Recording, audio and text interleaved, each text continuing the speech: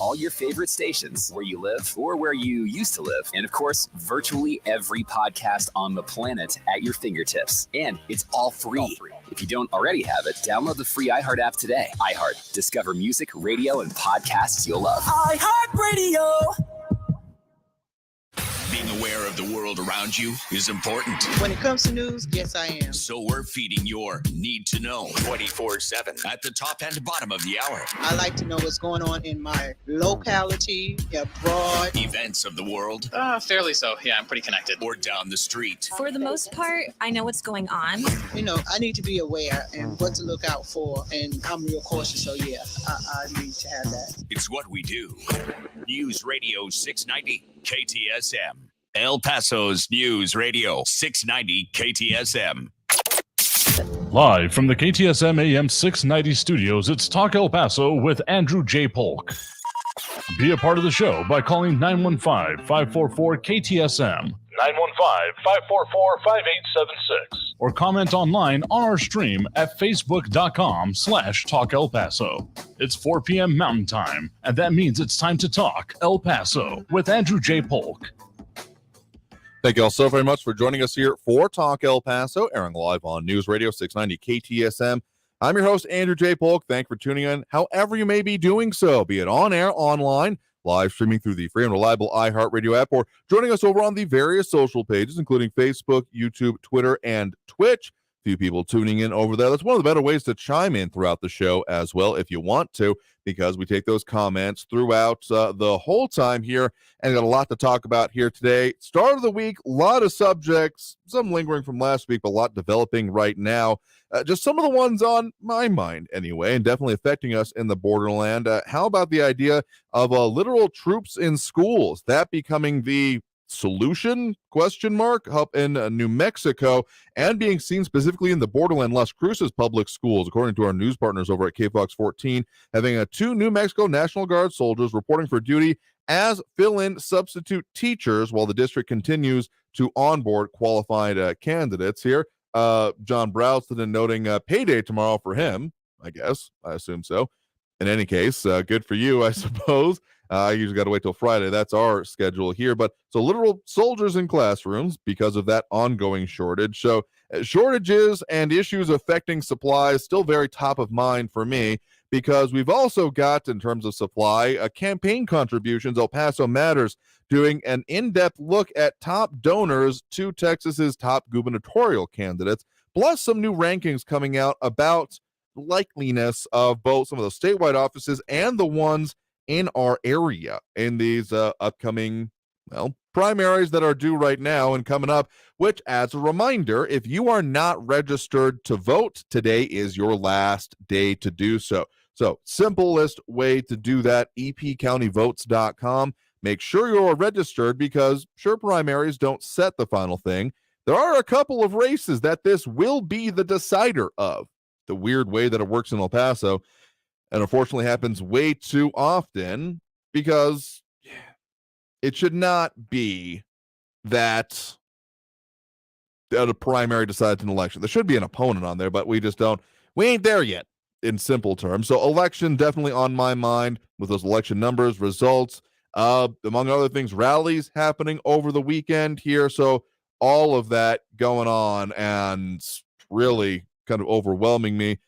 Plus some interesting currents going on in El Paso businesses, but also shipping and the general supply here. Still seeing hot Cheetos in short supply.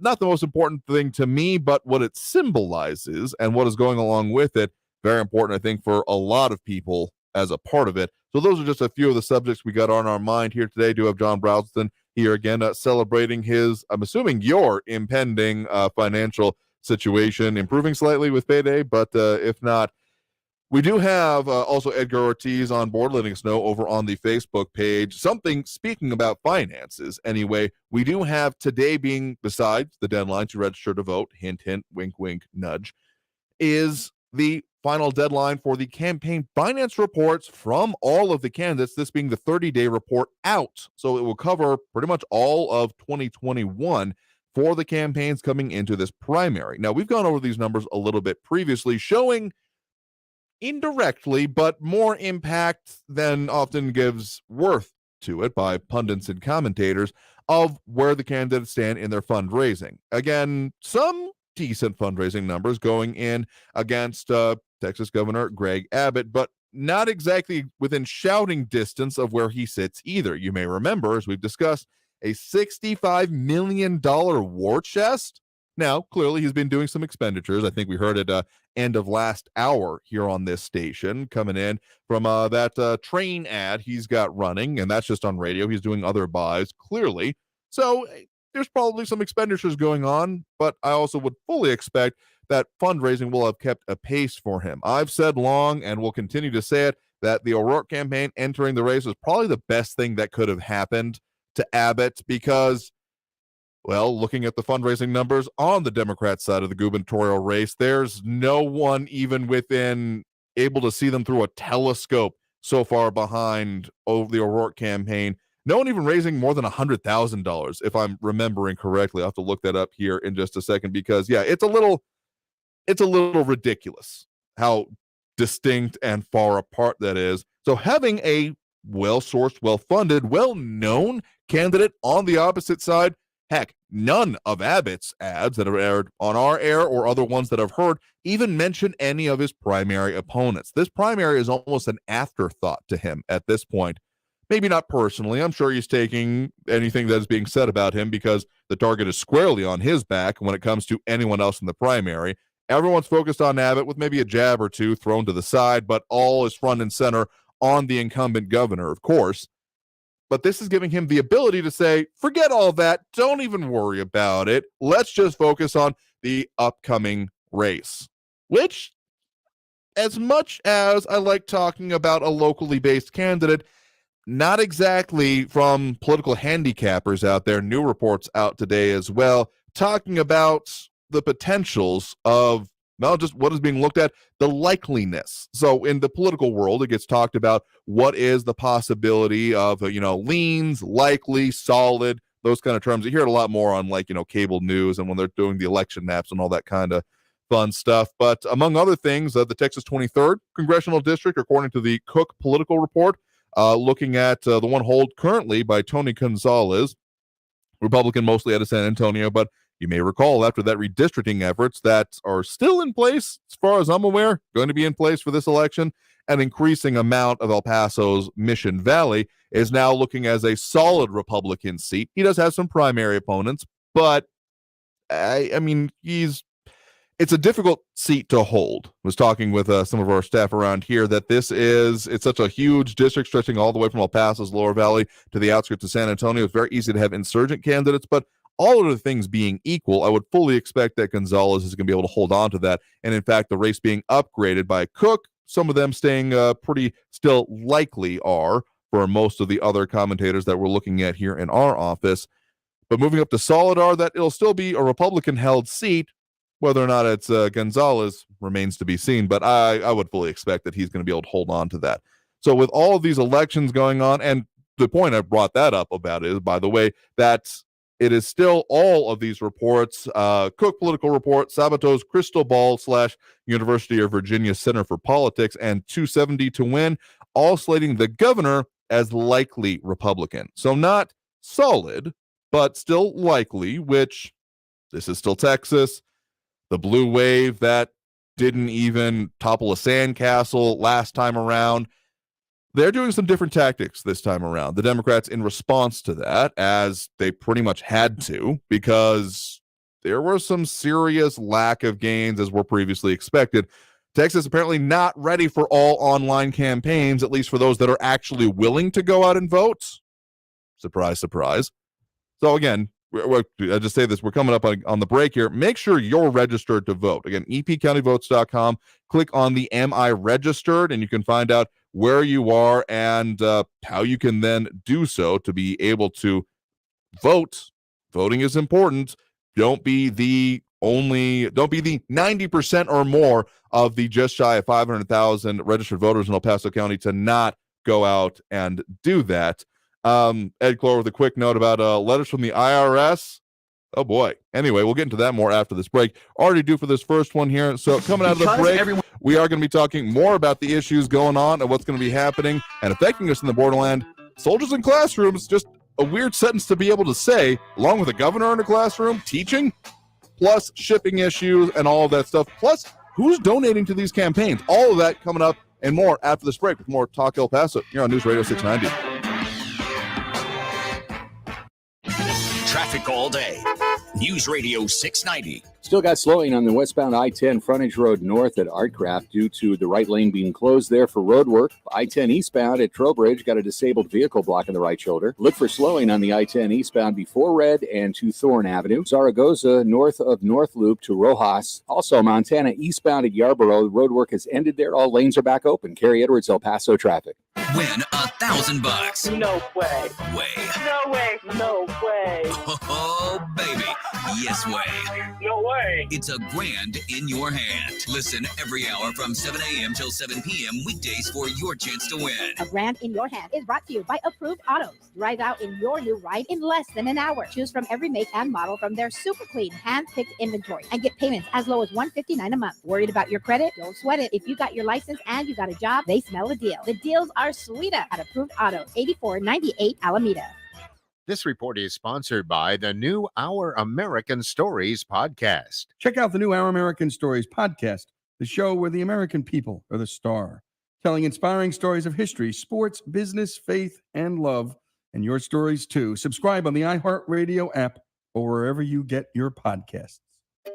Finding great candidates to hire can be like, well, trying to find a needle in a haystack. Sure, you can post your job to some job board, but then all you can do is hope the right person comes along, which is why you should try ZipRecruiter for free at ZipRecruiter.com/radio. ZipRecruiter doesn't depend on candidates finding you. It finds them for you. Its powerful technology identifies people with the right experience and actively invites them to apply to your job. You get qualified candidates fast. So while other companies might deliver a lot of hay, ZipRecruiter finds you what you're looking for. The needle in the haystack. See why 4 out of 5 employers who post a job on ZipRecruiter get a quality candidate within the first day. ZipRecruiter, the smartest way to hire. And right now, you can try ZipRecruiter for free. That's right, free at ZipRecruiter.com/radio. That's ZipRecruiter.com/radio. ZipRecruiter.com/radio. Podcast listenership is skyrocketing. Over 65 million people listened to a podcast last month. That's 65 million potential customers. Promote your business during our podcasts and get heard. Visit iHeartAdvertising.com. The El Paso History Show with Jackson Polk and Melissa Sargent is 10 a.m. this Saturday with UT El Paso, Bhutanese, and Centennial Museum History. The El Paso History Show is sponsored by Patrick Tuttle, Coldwell Banker Heritage Real Estate, Pepe's New Mexican Restaurant in Cañutillo, Mission Del Rey Southwest, Keystone Heritage Park, and by M1EP Management Corporation, Saturday morning at 10 a.m. Now streaming on Facebook and YouTube and on News Radio 690. News Radio 690 KTSM. Live from the KTSM AM 690 studios, it's Talk El Paso with Andrew J. Polk. To be a part of the show, follow on Facebook at facebook.com/Talk El Paso. Now here's your host, Andrew J. Polk. Thank you all so very much for joining us here for Talk El Paso, airing live on News Radio 690 KTSM. I'm your host, Andrew J. Polk. A lot of people out there mildly triggered by taxes or the mention of it here. Ed Clore making that comment right before the break about don't freak out if you got a letter from the IRS today just telling you of the recovery rebate credit of $1,400 many got in March 2021 is not taxable. If you didn't get it, answer the question no on this year's tax return, and you'll get it minus any tax liabilities. Fair enough. Edgar Ortiz letting us know that in his situation, laughing derisively, it seems like the IRS still owes him from the last year's tax filing. Don't see himself or the other 6 million taxpayers getting our long due return anytime soon. That's rough. John Browson saying that some filers are expensive, but he likes to do his own taxes. Yeah, I'm seeing the signs pop up out there myself for the mom and pop filers. Probably be doing that myself. Just as a note to put a pin in it, tax day is April 18th this year. So just mark that in your calendar in any way you choose and remember about it. Though also some tweets I'm seeing right now, problems at the IRS could cause problems on America's tax returns this filing season. So probably in for another fun one there, particularly Edgar, as we also then have John Browselton, Ed Clore, and Robert Haynes dropping a like over there on the Facebook. Again, one of the better ways, leave your comments throughout the show, as we'll open up the phone lines a little bit later. But in the meantime, the conversation continues on. Speaking about taxes and how they're used more accurately, mentioned a little bit earlier, first segment, but literally, I mean, it's just a wild picture to kind of see that, again, this is the article title from our news partners. New Mexico National Guard report to duty at Las Cruces Public Schools to teach them, filling in as substitute teachers while the district continues to onboard qualified candidates. A PFC, Artman, and SPC Meraz volunteered to serve as substitute teachers as part of the Supporting Teachers and Families Initiative. So that's something I had heard about, but was a little surprised to see actually then happening. More specifically as well, I do believe New Mexico Governor Michelle Lujan Grisham ended up teaching a class last week. Yeah, they're on end of last week, teaching a kindergartner group in Santa Fe's Salazar Elementary School in charge of 16 kids, stepping in for the day to do that. So in terms of that whole jobs and labor supply issue, this is a very specific application, but wonder how that'll go over at school board meetings coming up. I mean, really, I haven't heard, well, this is not being done in Texas, as far as I'm aware anyway, but I mean, these issues are not just New Mexico specific. Teacher shortages are happening everywhere, along with almost any other category, classification of labor or employment. People are just not doing it. In fact, if you find over on our website, KTSMradio.com, there are more jobs now in Texas than before the pandemic. You may recall also when we had UTEP economics professor Tom Fullerton on, that the jobs market has rebounded, but that the unemployment, as it stands, is more or less at pre-pandemic levels. But you got to remember, unemployment is not an absolute measure of the population. It is a measure of the part of the population that is considered in the workforce. So those who have retired, those who have said, screw it, I'm not getting a job, I'm going to be, a wandering troubadour or whatever their decided career path is now going to be, they're not counted then as part of the workforce. So they wouldn't be results reflected in either employed or unemployed. They're just not in the number overall. So according to the Texas Workforce Commission, there were just over 13 million non-agricultural jobs in the state at the end of 2021. That's nearly 90,000 more jobs than in February of 2020, just before the phrase that I came to hate, the abundance of caution canceling events, started really hitting.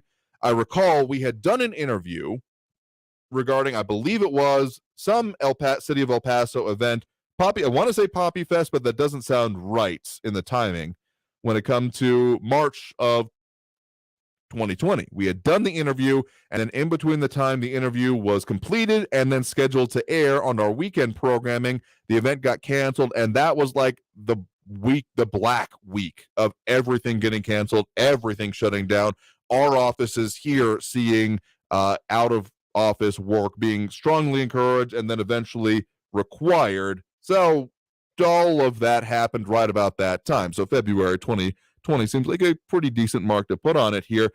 SID unemployment rate also down at 5% in December, just under 4% in February 2020, and then hit that 13% high during pandemic shutdowns. Also stating that the economy of Texas is rebounding faster than the rest of the country. So we also have John Hertz and John Browselton and Calvin Williams chiming in over on the Facebook page. John Hertz also saying, if the current president doesn't have to follow the law, why do we have to pay taxes?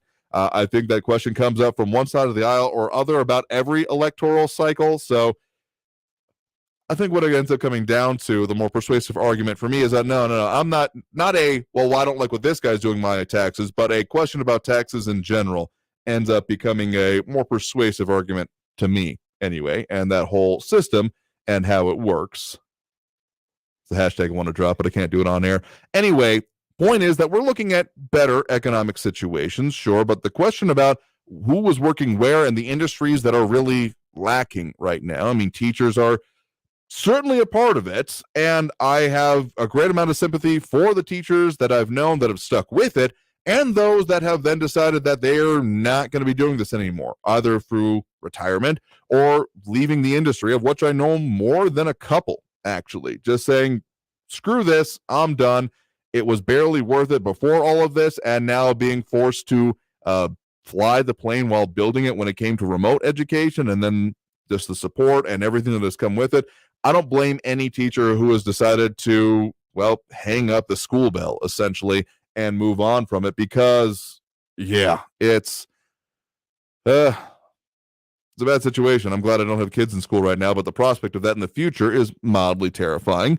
Frankly, the amount of kids getting out of schools and people deciding to do that and not even give them back into the education system, doing either homeschooling or even like parochial education or like small group within their neighborhood. I've heard of a couple of examples of that.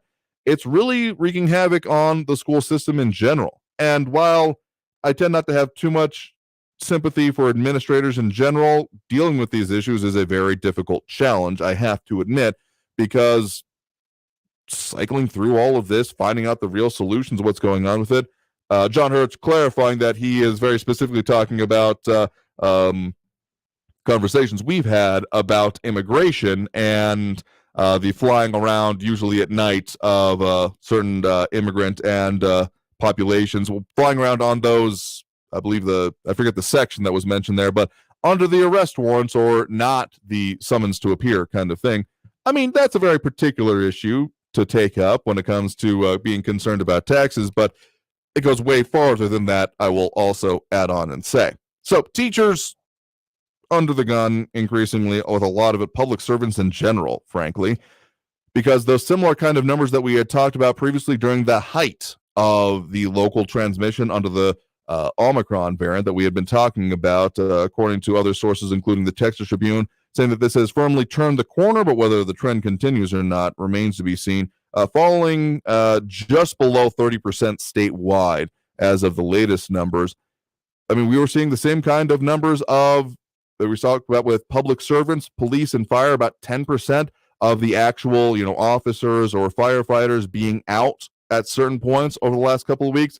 Similar kind of numbers being seen within teachers. And so all of this, again, soldiers being in classrooms teaching, they're like literally uniform too. That was an interesting choice to make. I guess it makes sense that they have to be in uniform when doing their official duties, but going and then teaching a classroom that way, that's just a little bit of a weird optic to even just think about. The picture that they have from our news partners over at KFox 14 just has them outside of the school, but even just to think about it, that starts getting it makes me feel a way, but I'm not quite sure I can describe it. But the implications that come along with it are more than a little unsettling in aggregate. Sure, emergency, sure, I get it. But again, just think about the picture and tell me how you feel about it. And that just gets increasingly weird. Yeah, I'll have to think about that one more, because I don't know what my response would have been had I gone to school back as a student or found out as a parent in some point in the future that there's a literal uniformed soldier teaching the class and I did not send my kid to a military academy or something along those lines. Yeah, that's a weird one to consider. Anyway, speaking about those supply chain issues, this one, something we're going to be focusing on a decent amount this week with some of the upcoming issues we're discussing. Even if you got stuff off the boats and getting shipped to you from particularly Long Beach and California, Southern California in general, just because it finally got off the boats and is on a train to you doesn't mean it's actually going to get to you here. I've been seeing this reports coming in more increasingly over the weekend that the shipping, the actual trains have been increasingly broken into. The pictures coming out, they're pretty graphic isn't the right term because they're not violent. Well, they are kind of violent. Basically, rail yards, those kind of sunken Los Angeles area rail yards that run under the streets and such, just strewn about with boxes and packages and papers and what looks like at least one smashed washing machine because of people literally breaking into the backs of trains, pulling stuff out of it and taking what they want to keep. And this affecting, well, very specifically, the article here from Fox 5 San Diego, dozens of guns stolen from cargo trains in LA, among them 22 caliber handguns and unclear amount of shotguns. It is,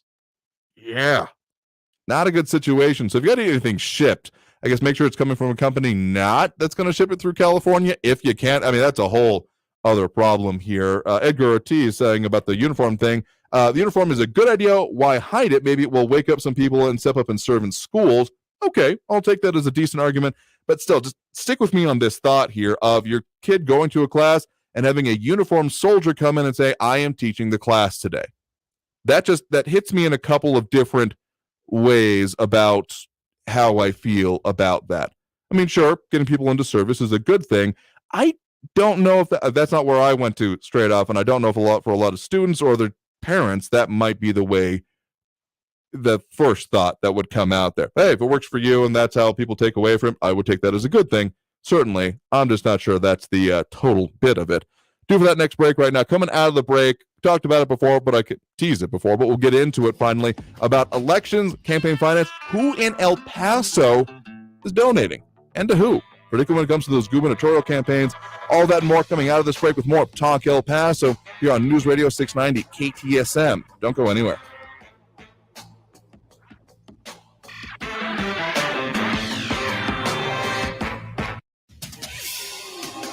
El Paso's News Radio 690 KTSM. I'm Justin Cree, your CBS 4 News Update. A woman is safe today after first responders had to airlift her off of Trans Mountain. The call for help came in just before 10 o'clock yesterday morning.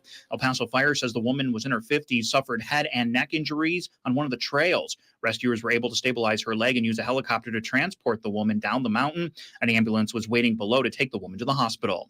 Despite the dip in COVID-19 cases around the borderland, hospitals across the nation are still struggling to overcome a major shortage of nurses. Lawmakers in New Mexico say they need more than 6,000 nurses to help address the problem.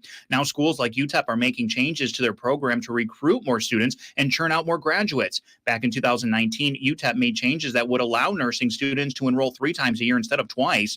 The dean of the nursing school at UTEP says that helps students and the community. The Hunt School of Nursing at Texas Tech has also made some changes recently. They are now working with high school students in both EPISD and YSD to enroll the students in early admission programs to graduate and retain more nurses locally.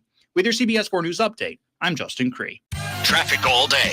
News Radio 690.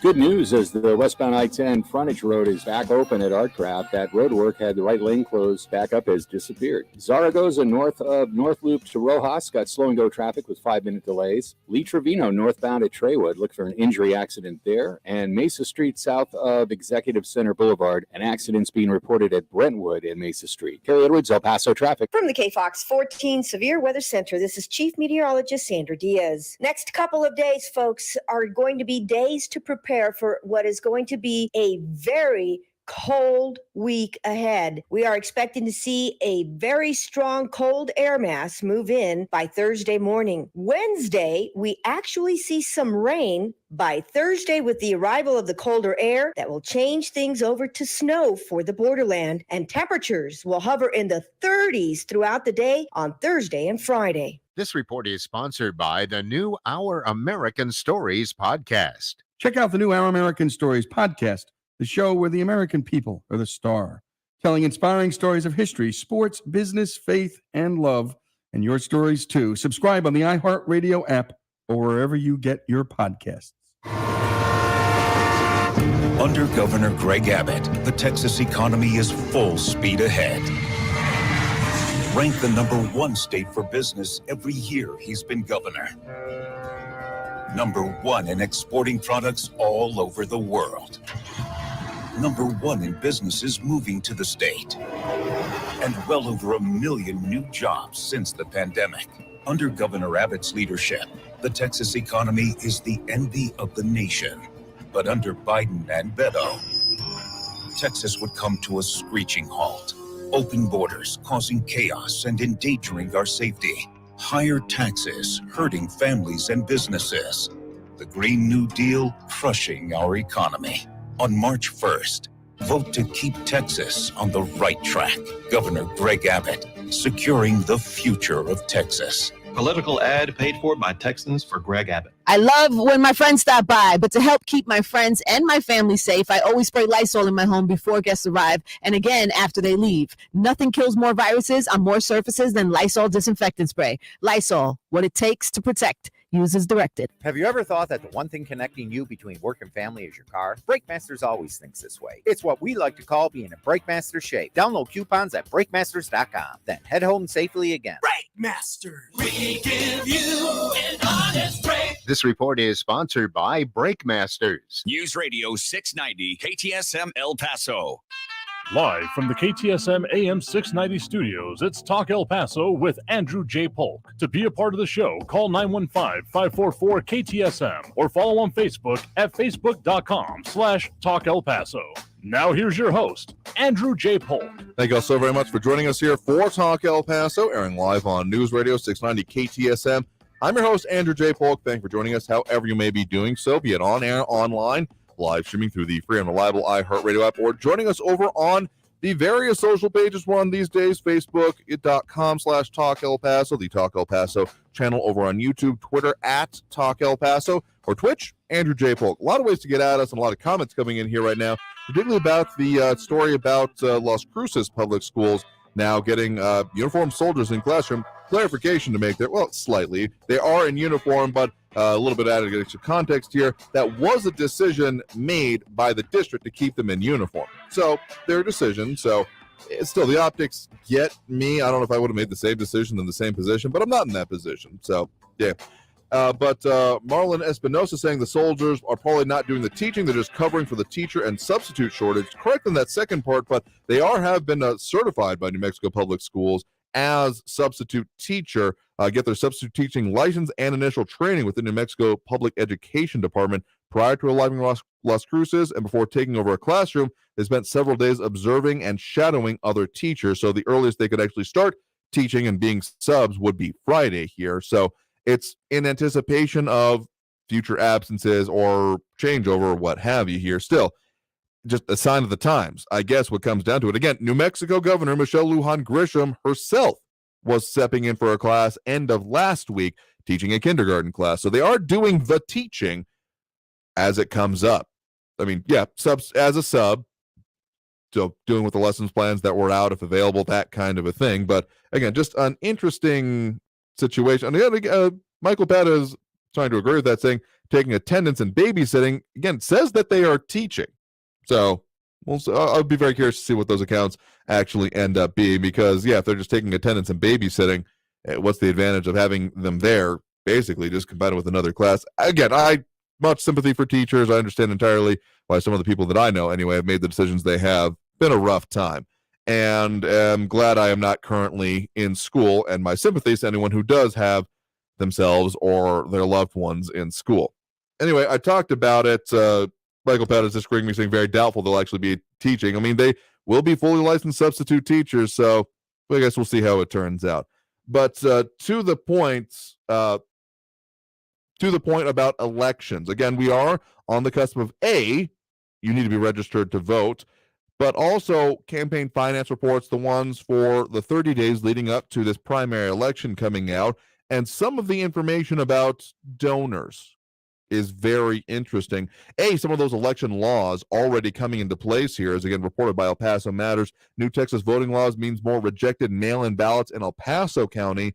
El Paso County Election Administrator Lisa Wise quoted there saying that they've rejected about 7% of the 2,400 mail-in vote applications received for the March 1st primary election this Friday because of those due to new identification requirements as of the new laws. Emphasizing that the new voter application form on their website is different from the previous ones due to this law. So if you find yourself out there doing this kind of voting, make sure you go to epcountyvotes.com and get their new mail-in voter application, because the old one will not work. So that being a part of it here. But more specifically, El Paso Matters breaking down who is donating to who, particularly in the gubernatorial race, to the top candidates. Again, as we talked about, there's not really anyone else, particularly locally, but statewide, getting much attention on the D side of the Democrat side of the ballot. Robert Francis, Beto O'Rourke taking up pretty much all the air in the room ever since, the decision was made not for, the other guy to run. All right. Anyway, we've got it's pretty obviously going to come down to O'Rourke and very likely Abbott. I'm going to be personally floored. I know there's a lot of enthusiasm and a lot of people very excited about other candidates in that Republican primary, but underestimating Abbott is a bad idea, just in any circumstance, much less elections, because remember, $65 million war chest and a decent portion of that from the local donations. Again, according to El Paso Matters here, since 2018, Abbott has raised more than $1.1 million from El Pasoans, and more than half of that amount in total has come from El Paso businessman Paul Foster. Meanwhile, O'Rourke, since announcing his candidacy after languishing for a while there, during the actual filing period, has raised about $140,000 from El Pasoans between then and the end of the year. So here are just some of the top numbers for donators to Abbott. $641,000 in change was Paul Foster, $76,000 from L. Frederick Francis, and next closest, $47,000 from Thad Steele, and then several under the $25,000 level, $16,000, and so on and down. So very interesting donation numbers happening there. Meanwhile, the top donors to the O'Rourke campaign, again, just between the announcement of his campaign and the end of the year, ended up being $20,000 from Miguel Fernandez and Rodrigo Fernandez, $5,150 from Richard Aguilar, and $3,500 from Ann Brennan Horak. And then down on the list here, many at the $2,500 levels, including, if I'm not mistaken, former El Paso City Council Representative Steve Ortega, amongst others there. You can see that report for yourself over at elpasomatters.org. Now, again, these numbers, not quite apples to apples comparison, because some of these numbers include the entirety of the Abbott campaign in existence since practically, if I'm reading this correctly, the last election. But I guess strong-ish numbers representing O'Rourke. Again, I'm not going to be totally surprised. I won't be surprised at all, frankly, if this out of the primary ends up coming down to O'Rourke and Abbott on their respective sides of the ballots for the general election coming up in November. Decently crowded fields. Again, there's umpteen going against Abbott, but some of them have donations going on for them. They're not getting nothing. I believe the closest one was Don Huffines, but not exactly within shouting distance of the amount of support as exemplified through donations that Abbott has. And sure, donations don't end up meaning absolute amount of votes at the end. It sure as hell makes it easier. Frankly, Abbott is a household name in Texas, and Huffines, as much as we've talked about him and had him on this show ourselves, still has, it was going to be an uphill battle to begin with. And some of the other campaigns I've seen, such as former Republican Party chairman and U.S. Army Colonel retired Alan West, putting out polls suggesting that he would do the best against O'Rourke in the general election. The thing about those polls and the numbers in the charts that I'm seeing is that it also points out that Abbott would still beat O'Rourke in those. So again, this is my cloudy crystal ball myself moment here. I'm expecting that out of this primary, at the top of the ballot, statewide, we are going to see O'Rourke versus Abbott as the final gubernatorial election. Frankly, the Abbott campaign is already treating it as such, lumping in a little bit of digs at the current president, Joe Biden, as well, along with that. If you hear the train tracks stopping kind of attitude that they take with it, not surprised. And again, the greatest gift that could have been given to that campaign came in the announcement from the O'Rourke campaign that they are running, because having a defined opponent sure makes things easier and allows you to cut through the clutter. And that is very much, obviously, what the Abbott campaign has taken as their whole tack. Barely even, if they have at all, mentioned the other candidates. Correct me if I'm wrong. If someone else out there has seen or heard absolute statements or really advertisements to the general public, because I'm sure they're doing some responding. I've seen some responding in terms of, well, we talked about the border issues, but in terms of what they're putting out to the general undecided voters there, I think we got a call in line 2 coming in. Undecided voters out there, they are saying that O'Rourke, the final ballot, is what they are only focused on. So that is kind of the trajectory that we're on coming out of this, and seeing how the local donations are going into it, very interesting. What actually comes out in this lead up to the primary and then into the general election, that will be some of the more interesting numbers, shall we say. All right, we are due for that next break right now, and coming out of this, we're going to go ahead and open up those phone lines as well. If you want to call in during the show, that number to do so is 915-544-5876, 544-KTSM. Back after this break with more Talk El Paso here on News Radio 690 KTSM.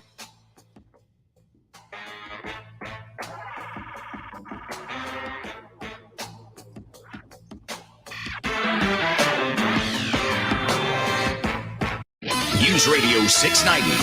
Traffic all day. The westbound I-10 frontage road north at Artcraft is finally all cleared from road work early. All lanes are back open there. Zaragoza, north Loop to Rojas, it's slow traffic both directions, about a 5-minute delay. Gateway East at Copia, road work there is done for the day. Copia on-ramp to I-10 is back open. Lee Trevino, northbound at Treywood, look for an injury accident there. Carrie Edwards, El Paso traffic. This report is sponsored by Allstate. Are you a safe driver? Are you looking to save money? With DriveWise from Allstate, the safer you drive, the more you can save. At Allstate, better protection costs a whole lot less. Visit allstate.com or call an agent for a quote today. Let's face it, credit cards are pretty much a necessity. New tires for the car? Here's my card. I order takeout, use my card. And most of us just accept the high interest rates credit cards charge as a necessary evil. What are you going to do? Get a low fixed-rate credit card consolidation loan from Lightstream from $5,000 to $100,000 and pay off those credit card balances. Apply online, and you could get your money as soon as the day you apply. The average credit card company charges over 19% APR, but with Lightstream, you can get a fixed rate as low as 4.98% APR with autopay and excellent credit. Now I can pay off my high-interest credit cards and save money with a much lower rate. Apply today at lightstream.com/radio and get an additional interest rate discount. That's lightstream.com/radio. Lightstream.com/radio. Subject to credit approval. Rates range from 4.98% APR to 19.99% APR and include a 0.5% auto pay discount. Lowest rate requires excellent credit. Terms and conditions apply and offers are subject to change without notice. Visit lightstream.com/radio for more information. Take a trip back to Apartment 4D with the crew from the sitcom New Girl and rewatch the series with real-life friends Zooey Deschanel, Hannah Simone, and Lamorne Morris. We could do a whole episode dedicated to Jake Johnson and his lack of awareness around certain technological things, especially with his phone. Listen to Welcome to Our Show on the iHeartRadio app or wherever you get your podcasts. Brought to you by DuckDuckGo. Protect your privacy online for free with DuckDuckGo. Have you wanted to speak a new language, but thought it would be too difficult? Then try Babbel. Babbel starts by teaching you words and phrases that gradually get more complex. Soon, you're practicing short conversations. So in 15 minutes a day, you'll be speaking a new language in a few weeks. Babbel is built around real life.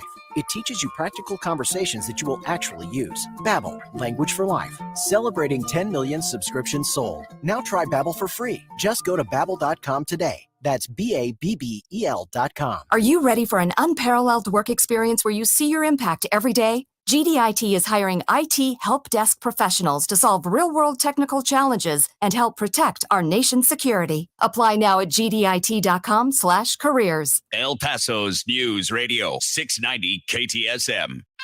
Live from the KTSM AM 690 studios, it's Talk El Paso with Andrew J. Polk. To be a part of the show, call 915-544-KTSM or follow on Facebook at facebook.com/Talk El Paso. Now here's your host, Andrew J. Polk. Thank you all so very much for joining us here for Talk El Paso, airing live on News Radio 690 KTSM. I'm your host, Andrew J. Polk. Thanks for joining us however you may be doing so, be it on air, online, live streaming through the free and reliable iHeartRadio app, or joining us over on the various social pages, Facebook, YouTube, Twitter, and Twitch. Also have that phone line open here, so if you wanted to call in during the show, that number to do so, 915-544-5876, 544-KTSM.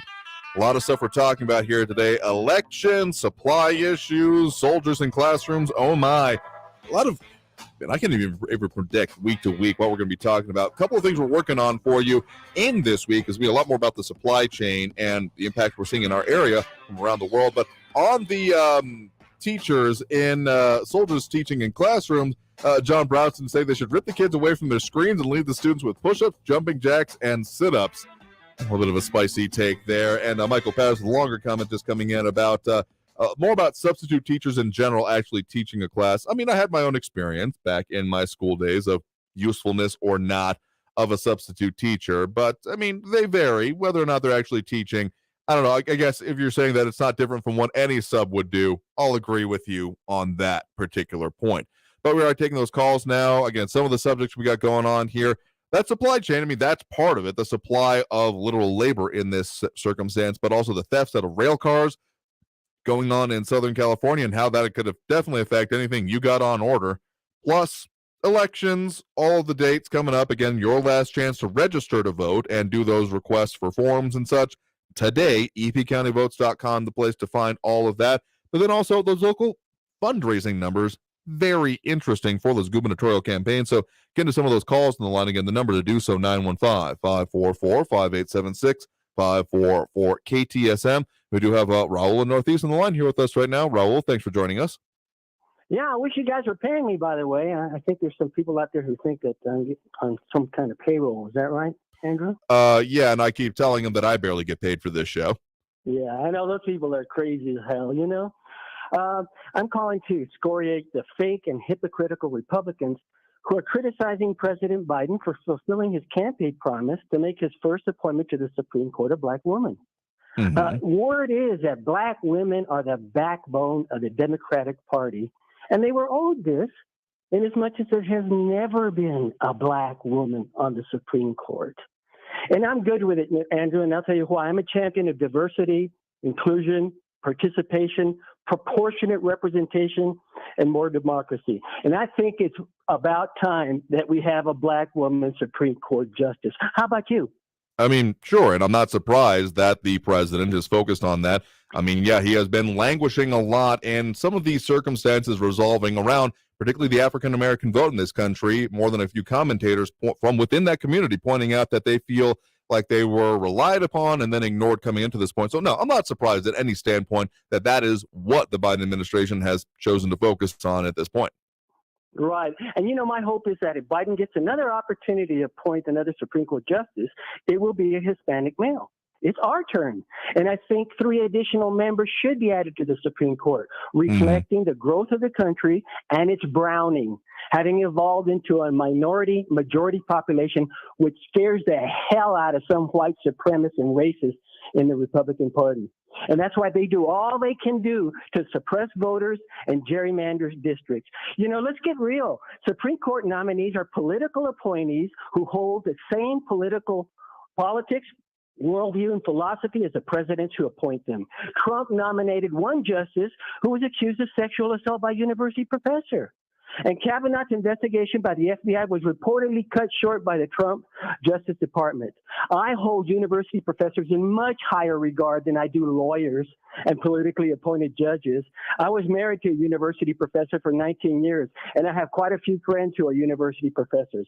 And I trust a university professor a whole lot more than lawyers and politicians and politically appointed judges like Clarence Thomas, who certainly was not the most qualified jurist in the United States when he was picked to fill the black slot in the Supreme Court previously held by legendary civil rights leader Thurgood Marshall. Clarence Thomas is no Thurgood Marshall.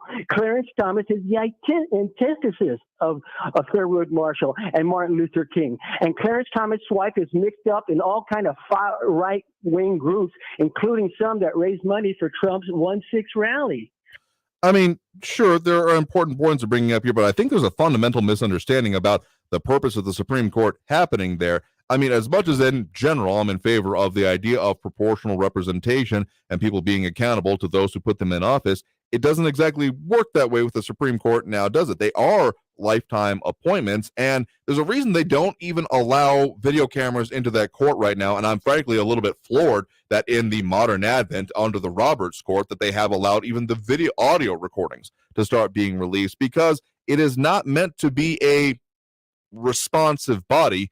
Frankly, the thing that I still would like to be the major point of what someone gets appointed to the court, but obviously does not, the way we talk about the liberal or conservative breakdown of the makeup of the court, is that, yeah, it is meant there to support the way it's implemented is to support the priorities of whoever put them on the court, whatever administration that is. Because, I mean, frankly, if the Biden administration were to try to appoint even a moderate or someone like centrist on the court, they would probably see would revolt within their own party over it and just not end up working out. So I don't expect that to happen anyway, shape, or form. What I would like to happen, what's supposed to happen, and what we've seen happen sometimes when we see individuals appointed to the court about their shift in priorities is, again, they are then removed from political currents, and they are supposed to, keyword supposed, to be impartial jurists on the issues and the constitutionality. Now, yes, they bring in their own perspectives, and that's a whole part of, or again, supposed to be part of the confirmation process. They are not supposed to be subject to the whims of any particular era or political movement. So to say that's adding more to it, that has been proposed before. Correct me if I'm wrong, anyone out there, but I do believe the last time that was sincerely suggested was back under FDR, when he actually asked for like 7 or 9 more spots on the court. But again, if you're saying that you want more, fine, just say that. But if you're saying that, therefore, to make it more proportional and representative and the wider population of America, kind of not how it works. I think specifically Edgar Ortiz commenting on that as well, that the size of the Supreme Court is not directly related to the size of our population. Yeah, it's a separate body and doesn't work that way. Again, if you just want more to be able to have a different level of representation going on, just say that, because that's clearly what the point is. But going to the whole idea of there being a black slot, yeah, if you replaced under that administration Thurgood Marshall with someone not of that, probably wouldn't have worked out that well. But there is no designated slots on the Supreme Court.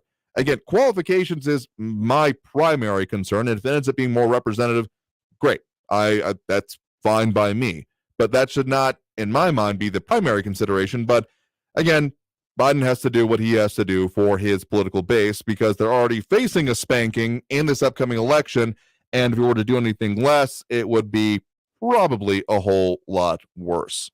We took a minute on that here, and we are already coming up on the end of this hour, but we are still going to be here on air. You are tuned into Talk El Paso here on News Radio 690 KTSM.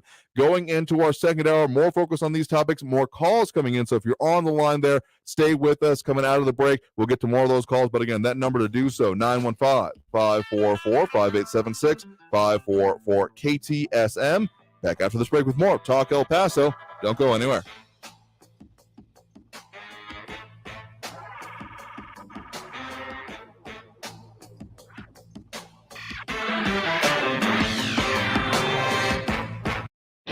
Traffic all day. News Radio 690.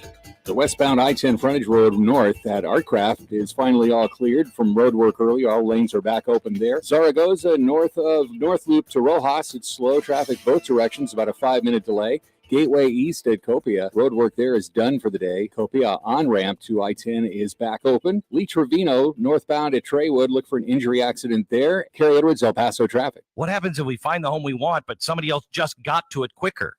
What if we can't sell our existing home on time and we get stuck with 2 mortgages? I know. I've been there, and I have a solution. Listen carefully. You just need to call Brian Birds of eXp Realty.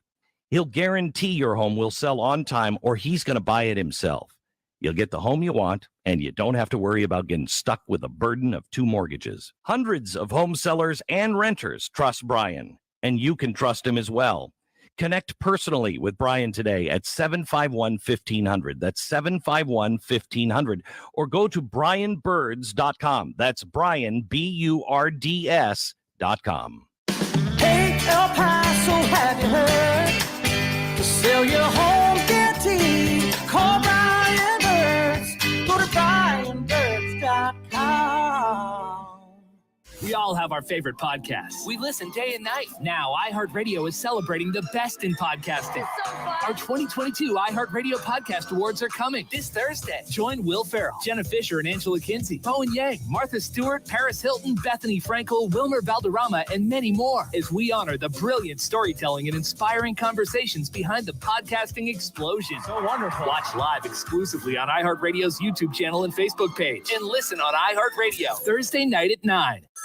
A ranger station. I'd like to report a bear hug. Okay. I put out my campfire and Smokey Bear hugged me. So you drowned the fire, you stirred it, drowned it again, and felt that it was cold? Uh-huh. Yeah, but he's just letting you know you did good. Bear hug from Smokey Bear. Status update. I'm going to let you go now. There are many ways to start a fire, but one sure way to put it out. Learn how you can do your part at SmokeyBear.com. Sponsored by the U.S. Forest Service, Ad Council, and your state forester. Because you never hear this. Hey, hon, I'm late. Chris, I am so pleased you missed the beginning of our meeting. Thanks for making me wait, Dad. I talked to a lot of strangers. Check on your commute. Stay informed. Traffic and weather all day. Or you might never hear the end of it. Well, you were late to our anniversary dinner that one time. Yes, how could I forget? News on the Paso's News Radio 690 weather all day. News Radio 690 is KTSM AM El Paso, an iHeart radio station. NBC News Radio, I'm Brian Shook. Parts of states from Colorado to New York are under winter weather alerts as the next winter storm takes aim at the central U.S. A winter storm warning is already being issued for parts of Illinois, Indiana, Ohio, and Michigan as more than a foot of snow is expected in some spots. The Weather Prediction Center is also expecting freezing rain across the southern plains and the Midwest. Snow is expected to start falling in Colorado Tuesday afternoon and will eventually exit the U.S. sometime Friday. 500 U.S. troops remain on standby amid growing tensions over Russia and Ukraine. We're going through the rigorous work of providing options for the commander-in-chief should he decide to do that. Pentagon spokesman John Kirby said current options do not include American boots on the ground in Ukraine. The CDC is adding Mexico and 11 other destinations to its very high risk level for travel. The agency also added Brazil, Chile, Ecuador, Singapore, the Philippines, and more to their highest risk category for travel on Monday. Places on the level 4 very high risk category are seeing more than 500 cases of COVID-19 per 100,000 residents in the last 4 weeks. The very high risk category now consists of 130 places, up from 80 in early January. Novavax is asking the FDA to grant its COVID-19 vaccine emergency use authorization for adults. Lisa Taylor reports. The company says trials of about 30,000 people in the U.S. and Mexico showed 2 doses of the vaccine given 3 weeks apart have an efficacy of about 90%. The company had hoped to seek authorization in May of last year, but suffered multiple manufacturing and development issues. Novavax says it feels its protein-based vaccine provides an alternative to the vaccines currently available. You're listening to the latest from NBC News Radio. Former Miss USA 2019 reportedly died by suicide on Sunday. Chesley Christ grew up in North Carolina, then moved to South Carolina, attending Fort Mill High School in York County. She also graduated from the University of South Carolina, where she got her bachelor's degree before getting her master's and JD from Wake Forest. She won the Miss USA pageant in 2019 as Miss North Carolina. Christ, who was 30 years old, was pronounced dead after reportedly jumping from a high-rise apartment in Manhattan. I'm Sarah Bartlett. The Attorney General of Texas is defending the state-run border security program dubbed Operation Lone Star. Republican Ken Paxton says when it comes to stopping illegal immigration, the federal government has failed. A group of Texas Democrats is urging the Biden administration to step in and stop the effort. They feel it's unconstitutional for a state to enforce federal immigration law. So far, the Department of Justice has not responded. Some NYPD officers who are choosing not to get COVID vaccines have a new deadline. Liz Warner reports. With several officers placed on unpaid leave for refusing shots, the New York Post now reports some are getting an extension before facing potential termination. A Sergeants Benevolence Association letter sent Sunday details changes, and it gives officers who haven't completed the vaccine until February 11th. This affects primarily new hires who haven't gotten a second shot and those placed on unpaid leave back in October. It does not apply to nearly 5,000 officers who applied for medical and religious exemptions who continue to get tested weekly. Football fans will get their first chance to watch a new documentary about Hall of Fame quarterback Terry Bradshaw tomorrow on HBO. The documentary, called Terry Bradshaw Going Deep, will debut at 9 p.m. on Tuesday. Bradshaw played for the Pittsburgh Steelers from 1970 to 1983, leading them to 4 Super Bowl wins. Brian Shook, NBC News Radio. Now, your chance to win $1,000. Just enter this nationwide keyword on our website. Pay. That's pay. Enter it now. This report is sponsored by Brake Masters. Have you ever thought that the one thing connecting you between work and family is your car? Brake Masters always thinks this way. It's what we like to call being in Brake Master shape. Download coupons at brakemasters.com. Then head home safely again. Brake Masters. We give you an honest break. Now may be the perfect time to buy a home financed by Loan Depot. Loan Depot has over 300 loan products to help you make home ownership a reality. Interest rates are near historic lows. Rates will not stay low forever. So call 866-888-LOAN so one of our thousands of loan officers can help you find the right loan. Call 866-888-LOAN or visit loandepot.com. Loan Depot. Rates are subject to change. Equal housing opportunity lender. NMLS number 174457. Licensed in all 50 states.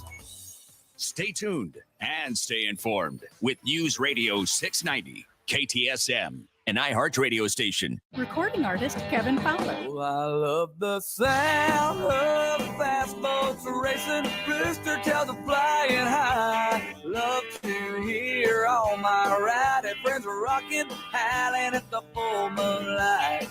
Love to see those fireflies buzzing, lighting up the southern sky. Yeah, I'm a hell-bent 100% Texan till I die. Like lots of 100% Texans, I love having a good time on the water. But remember, nobody's waterproof. Play it safe. Wear a life jacket and designate a driver for the boat and for a safe ride home. Follow these tips and there'll be a lot more days for you to play in this great state of Texas. Nobody's waterproof, yeah, that's a helmet truth, and you know it ain't no lie. Sponsored by Texas Parks and Wildlife. News Radio 690 KTSM. Live from the KTSM AM 690 studios, it's Talk El Paso with Andrew J. Polk. To be a part of the show, call 915-544-KTSM or follow on Facebook at facebook.com/Talk El Paso. Now here's your host, Andrew J. Polk. Thank you all so very much for joining us here for Talk El Paso, airing live on News Radio 690 KTSM. I'm your host, Andrew J. Polk. Thank you for tuning in, however you may be doing so, be it on air, online, live streaming through the free and reliable iHeartRadio app, or joining us over on the various social pages we're on these days, including facebook.com/Talk El Paso, the Talk El Paso channel over on YouTube, Twitter at Talk El Paso, or Twitch, Andrew J. Polk. Either of those names, Talk El Paso or Andrew J. Polk, any of those places, you'll find us and be able to join in on the conversation as a very lively going on right now. Louis Pinato, James Radcliffe, Calvin Williams, Edgar Ortiz, Michael Perez, John Browson a little bit earlier, and more tuning in, chiming in. A lot of stuff going on. Marlon Espinosa a little bit earlier. So that's one of the better ways you can do it throughout the show. But we do have those phone lines open now. So that number to call is 915-544-5876, 544-KTSM. A lot of stuff we're talking about here today as well. Phone line's full up at the moment, but if you want to try later, again, you can try 915-544-5876, 915-544-KTSM. Some of the top of mind things for me today are, again, the soldiers in classrooms. I guess we're having a decent discussion about it. My opinion may be changing, but still an interesting phenomenon to be happening and quite the sign of the times as New Mexico is looking to deal with its shortage of teachers as they're working to deal with that in any way. Also, those ongoing shipping issues. If anything shipped from California lately, particularly by rail, good luck, because it may or may not actually show up. But also, interesting campaign finance numbers, including local donations to those gubernatorial candidates as we are on the cusp of two major political deadlines. Register to vote today if you have not already. epcountyvotes.com. This is your last chance to do so before those primaries coming up March 1st. You have to do it at least a month beforehand, so that's today here in Texas, so get that done. Plus, those campaign finance numbers, looking at more interesting information probably coming out as of tomorrow or later this week anyway, because that is the deadline for candidates to submit their 30 days pre-election campaign finance information. So all that stuff we're talking about here today, but get into more of those calls. Again, 915-544-5876, 544-KTSM. We have Johnny over in Central here with us right now. Johnny, thanks for joining us. Yes, good afternoon. Afternoon. What's on your mind? I want to comment on a couple of things you brought up in this first hour. Mm-hmm. One of them was about the National Guard going to the classroom with uniforms on. Mm-hmm. I thought about it when it first happened. I was noticing last week, and I thought back and forth about it myself, and it didn't bother me. But I got to thinking after you brought it up. And my answer to that is when you're called to go to a situation, you wear your uniform. You know, I consider the shortage in the classrooms as an emergency, and you wear your uniform. I'm just going to throw a hypothetical situation up there. I know it won't happen, but suppose there's teachers in the classroom. I mean, there's a National Guard teacher in the classroom with being clothes on, and all of a sudden they get called to another situation. You know, how you don't like it, but what if they did? They would have to go somewhere and change into the uniform and go, no. And I think that that's appropriate. You know, you're called in, and that's what you do. You wear the uniform that you are supposed to serve in. And matter of fact, I was asking one of my friends' children who go to school here in El Paso how they feel when soldiers taught them. They thought they used that term. They thought it would be cool, you know. So I don't think the kids would be offended by that. Again, that's what they go there for. And as a member of the military, I served for quite a few years. And one thing we used to joke about is when we got up to go to work today, we didn't have to worry about what's in the closet. We wore the same thing every day, and we were proud of it. Plus, it cut down on our laundry bill. Now, the next one is about the donations to the voting and so forth. I've always had a bad feeling about that. I mean, I never liked it, whether it be local, national, statewide. I figure my donation was the most important thing to me, and it still is, and that's my vote. I'm not going to be giving somebody cash. To me, you seem like you're voting for them twice. First, you go and stand in line and vote for them, then you got to go and dig into your pocket to give them money to take on the job to support me. No, I don't agree, Andrew, at all on that. Well, fair enough. And then that's certainly your prerogative. I agree. Okay, yeah. So, but that's my thoughts, and I'll see what the rest of your listeners have to say. Again, congratulations on your 2-hour show. No, appreciate it. No, thank you very much here. Yeah, coming into our first full month of that here. I take your points on, let's go in order here, on the whole uniformed soldiers in classrooms. Again, the visual is sticking with me. I don't know why. I don't have any particular strong opinions. I mean, it makes sense that, any other way you would expect National Guard troops to be in uniform. So that makes a certain amount of sense here. And also the fact that it was this district's decision, it makes a certain kind of sense when it comes to it. But again, talking with, your friends and family and loved ones and those who have kids thinking it's cool. No, I guess maybe it's less of a deal than I thought it was, but just the optics kept sticking with me. And on donations, hey, entirely your prerogative to not donate to a campaign. But for those that do, because again, it does not end up relating to votes directly. If money equaled exactly votes, we'd have a different issue, frankly. But it shows a certain level of support coming in. Now, when you have certain individuals, as reported by El Paso Matters here, that we are looking at some significant local donations, well over $500,000, $641,000 from Paul Foster to the Abbott campaign from between January 1st, 2019 and December 31st, 2021. So over the last few years here. So a wide swath of time, absolutely. But that starts adding up, and other considerations obviously come with it. And sure, again, money does not exactly equal votes. It sure makes it a heck of a lot easier to be in a campaign. Again, opening offices, having staffers, buying ads, having yard signs, hiring people to go out and door to door. It does, again, not exactly votes. None of those are then ending up putting a vote in the ballot box. But given how uninvolved, especially locally, we have people actually going out and being able to activate voters like that, kind of expectation it would have an impact, but maybe that's just me. Otherwise, thank you for the points in the call. Do appreciate it. I think we'll get to one more before we hit this next break here. Again, that number to call, 915-544-5876, 544 KTSM. We do have Andrew on the west side here with us right now. Andrew, thanks for joining us. Yes, good afternoon. Just wanted to make a few points. I've always been used to seeing military uniforms ever since I was 14 years old, especially in school, high school. I remember 5 days a week we had to attend class at junior ROTC at Burgess High School and at Austin High School, and then every Wednesday we had to wear a uniform, and then same thing when I was in the senior ROTC program at UTEP, but. Being that as it is, I'd like to thank our veterans and especially my instructors who are no longer with us, and that was Sergeant Major Peterson and Lieutenant Colonel Pigeon, two great mentors in my life. Next thing I wanted to talk about was, I think you've heard what's going on. Some of the Democrats in Texas are asking the Attorney General to step in, saying that Operation Lone Star is unconstitutional because Texas cannot enforce federal law. Yep, that has been an ongoing complaint, to be sure. Yeah. Anyway, let me be clear to people. Texas is not enforcing federal law. They're enforcing state laws. Drug smuggling, human trafficking, criminal trespassing, when it occurs, and other crimes, when it occurs on state property, state land, it is a state offense. It is a state offense. Nobody is enforcing federal immigration laws.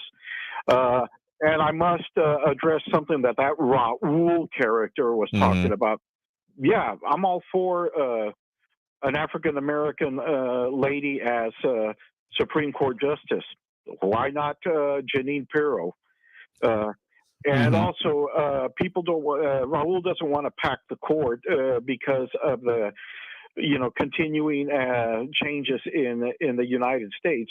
It's merely he wants more justices on there in order to legislate from the bench, and that way the Biden narrative can be pushed forward. Anyway, those are my points, and I thank you for allowing me to speak. No, absolutely. I mean, I think there are some pretty good ones here.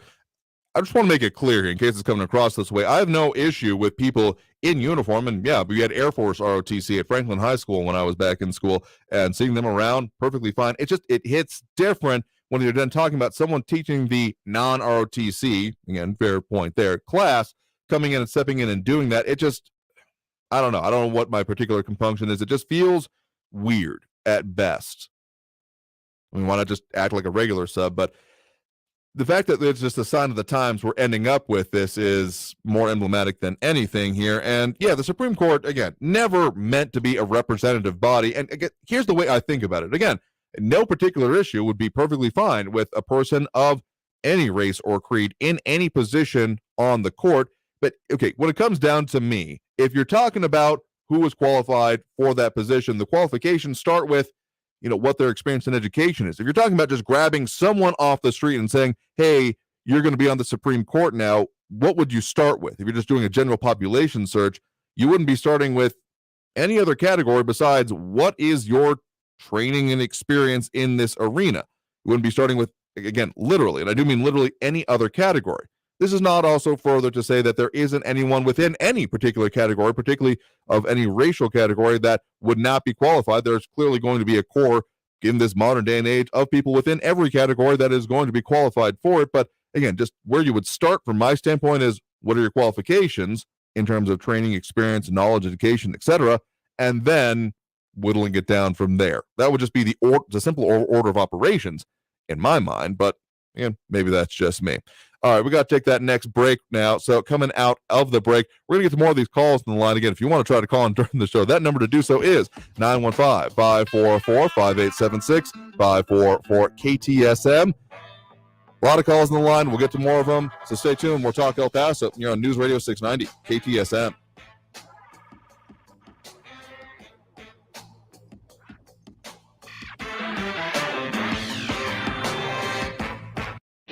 Traffic all day. News Radio 690.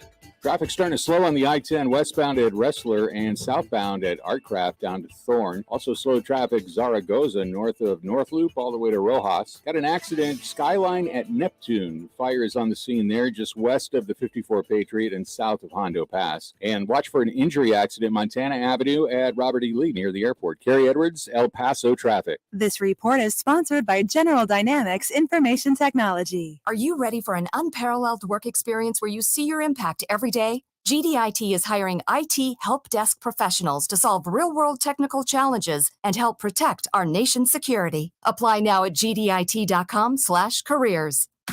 Ben and Ashley I, Almost Famous, is the Bachelor Recap podcast you can't miss. Breaking down every episode from Bachelor Nation. Clayton begs for her to stay. That's a nuts response. Yeah.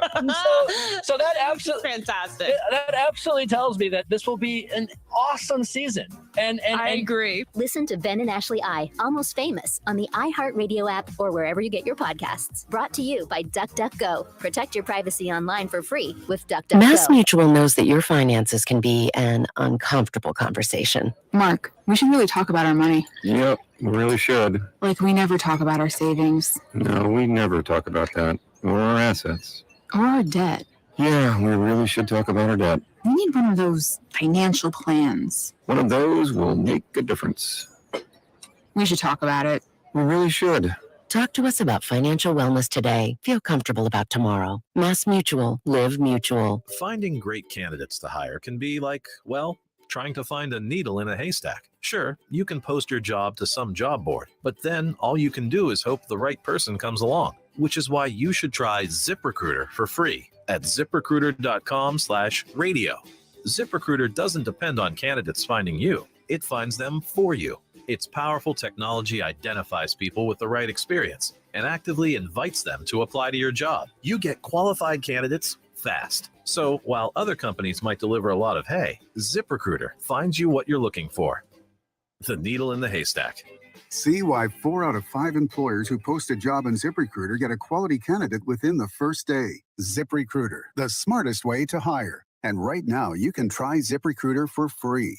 That's right, free at ZipRecruiter.com/radio. That's ZipRecruiter.com/radio. ZipRecruiter.com/radio. If you see something, why do you say something? I see safe for my friends. For my community.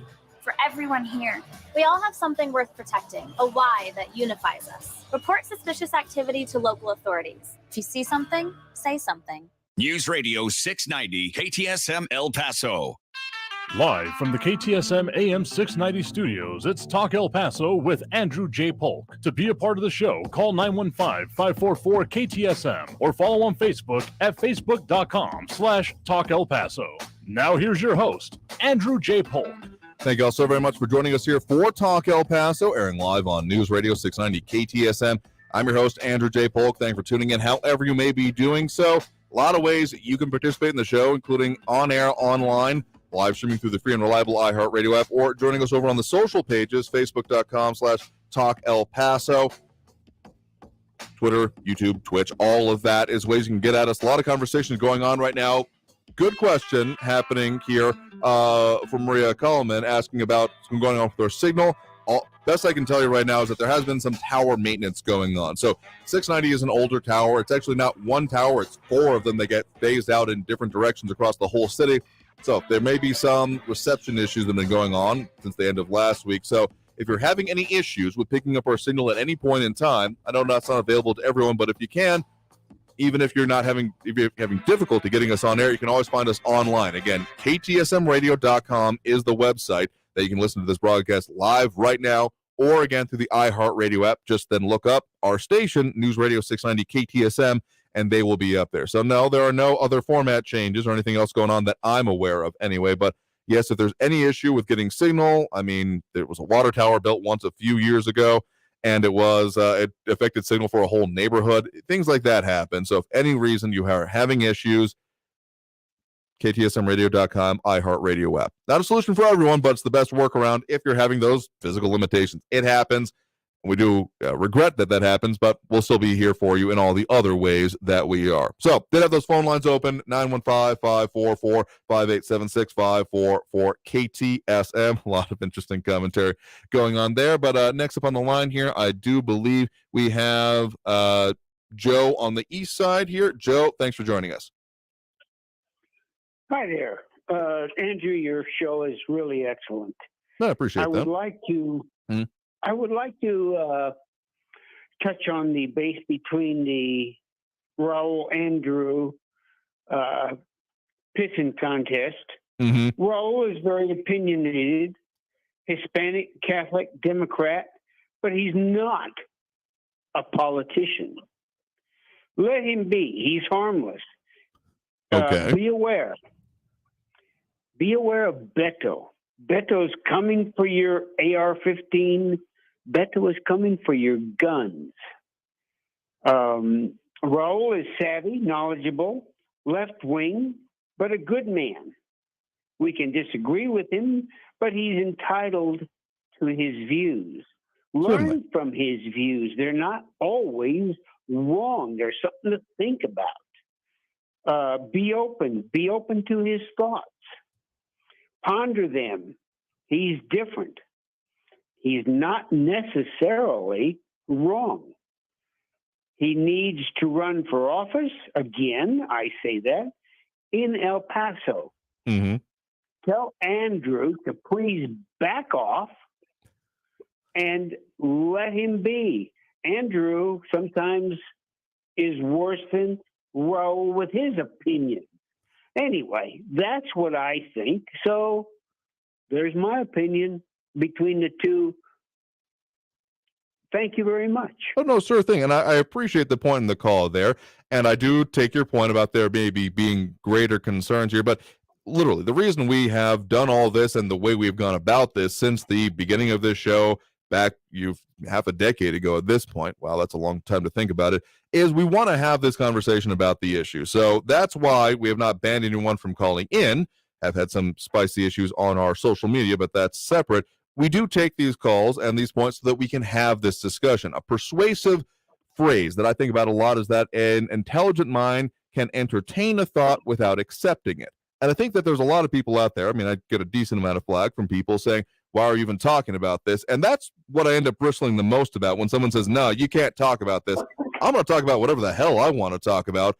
And you can either, respond to it or say, no, you're not allowed to. And then bye-bye. That's the way I think about it. So I take your point as well, and I think that we'll have some interesting further discussion about people who may agree or disagree with your point, but literally I think that's the kind of discourse that we're missing, and there's going to be some interesting and spicy opinions that get flown in with all of this, but I think the discussion is worth having, so I appreciate your point there.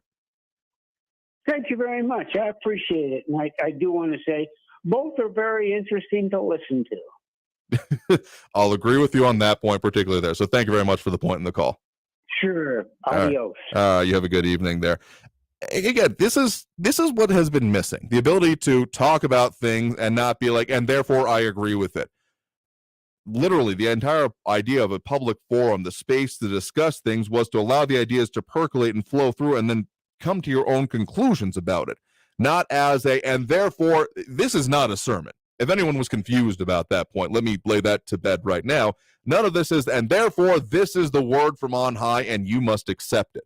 That is, I am not a preacher. I have no interest in being one. I've never pursued a career as such, and have no plans now or in the future to do so. I want to talk about the issues, and so I hope against hope sometimes that there will be relevant, interesting, and debatable points brought up.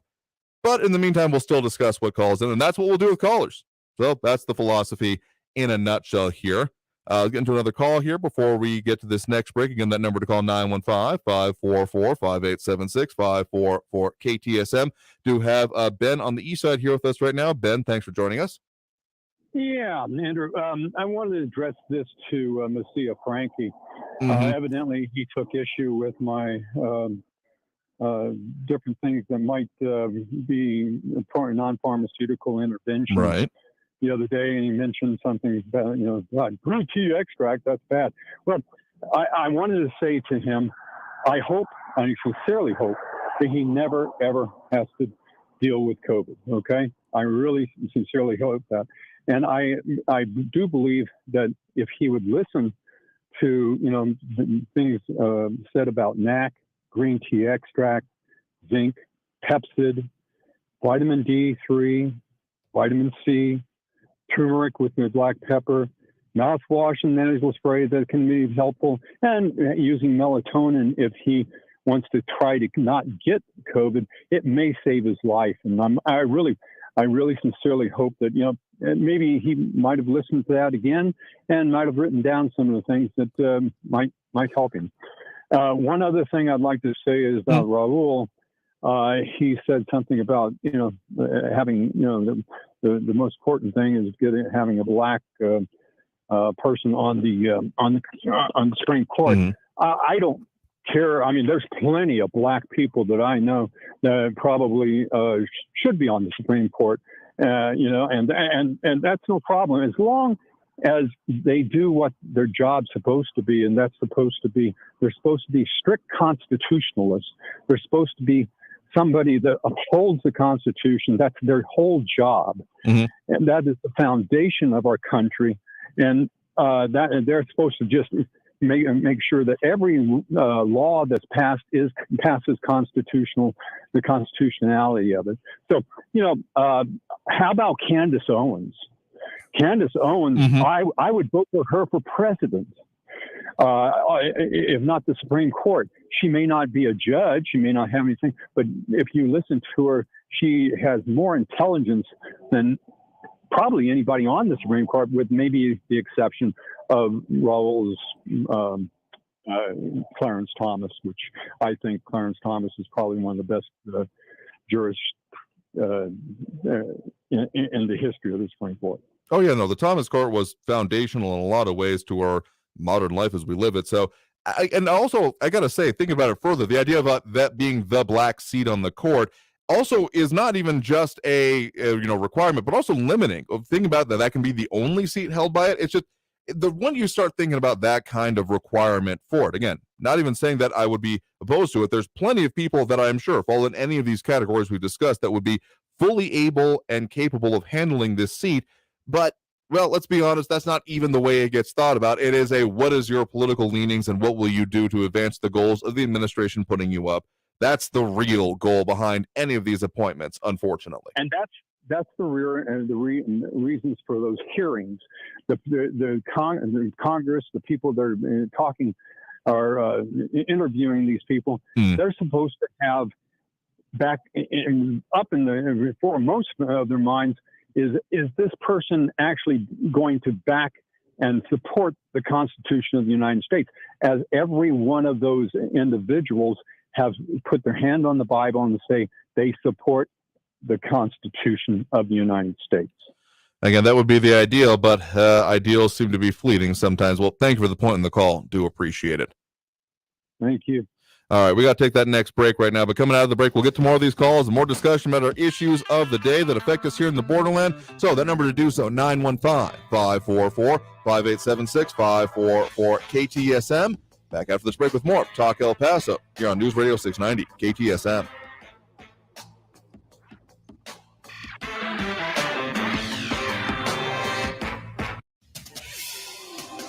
El Paso's News Radio 690 KTSM. I'm Justin Cree with your CBS 4 News Update. Socorro police say a fight between two men in a parking lot led to the death of a 78-year-old. Officers arrested 48-year-old Quintamic Espinosa. Police were called to the scene Saturday just before 10:30 in the morning. When officers arrived at the Vista Market on Alameda and Moon, they found Espinosa standing and the victim lying down. Investigators were able to determine that the victim did die from his injuries in a fight with Espinosa. He is being held on a $1 million bond. Meanwhile, one person is in critical condition after being thrown from a car this weekend during a drag race in Santa Teresa. Pictures of the scene from the Sunland Park Fire Department were sent out. It happened near Industrial and Strauss early Sunday morning. When firefighters got to the scene, they found two cars heavily damaged, one on fire, and one person ejected. They were taken to the hospital where they were in critical condition at last check. With your CBS 4 News Update, I'm Justin Cree. Traffic all day. News Radio 690. I-10 eastbound at Executive Center Boulevard, look for a stalled vehicle blocking the right shoulder. I-10 westbound at McRae, same story. Stalled vehicle blocking the right shoulder. On Loop 375 at Fonseca, got a stalled vehicle blocking the right shoulder there too. Zaragoza, north of North Loop to Rojas. Slow traffic in both directions there with about a 5-minute delay. And George Dieter, south of Treywood, look for an accident. Carrie Edwards, El Paso traffic. From the KFOX 14 Severe Weather Center, this is Chief Meteorologist Sandra Diaz. Next couple of days, folks, are going to be days to prepare for what is going to be a very cold week ahead. We are expecting to see a very strong cold air mass move in by Thursday morning. Wednesday, we actually see some rain by Thursday with the arrival of the colder air that will change things over to snow for the borderland, and temperatures will hover in the 30s throughout the day on Thursday and Friday. This report is sponsored by Wendy's new hot and crispy fries. Right now at Wendy's, see why everyone is raving about their brand new fries. Natural cut, skin on with a hint of sea salt, and guaranteed to be hot and crispy or they'll replace them. You know, the way fries should be. Try Wendy's guaranteed hot and crispy fries today at participating U.S. Wendy's. Let's face it, credit cards are pretty much a necessity. New tires for the car? Oh, here's my card. I order takeout, use my card. And most of us just accept the high interest rates credit cards charge as a necessary evil. What are you going to do?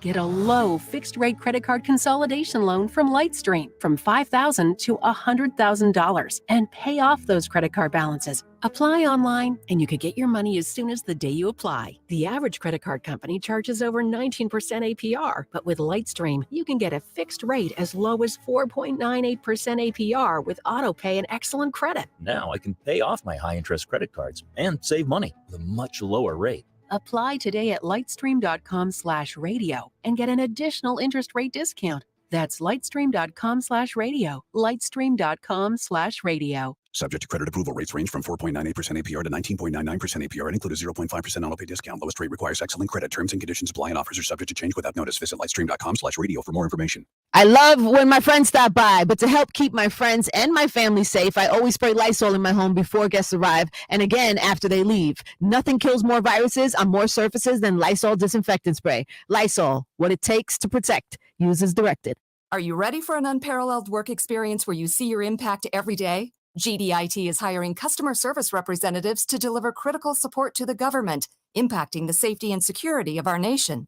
Apply now at gdit.com/careers. This report is sponsored by General Dynamics Information Technology. El Paso's News Radio 690 KTSM. Live from the KTSM AM 690 studios, it's Talk El Paso with Andrew J. Polk. To be a part of the show, call 915-544-KTSM or follow on Facebook at facebook.com/Talk El Paso. Now here's your host, Andrew J. Polk. Thank you all so very much for joining us here for Talk El Paso, airing live on News Radio 690 KTSM.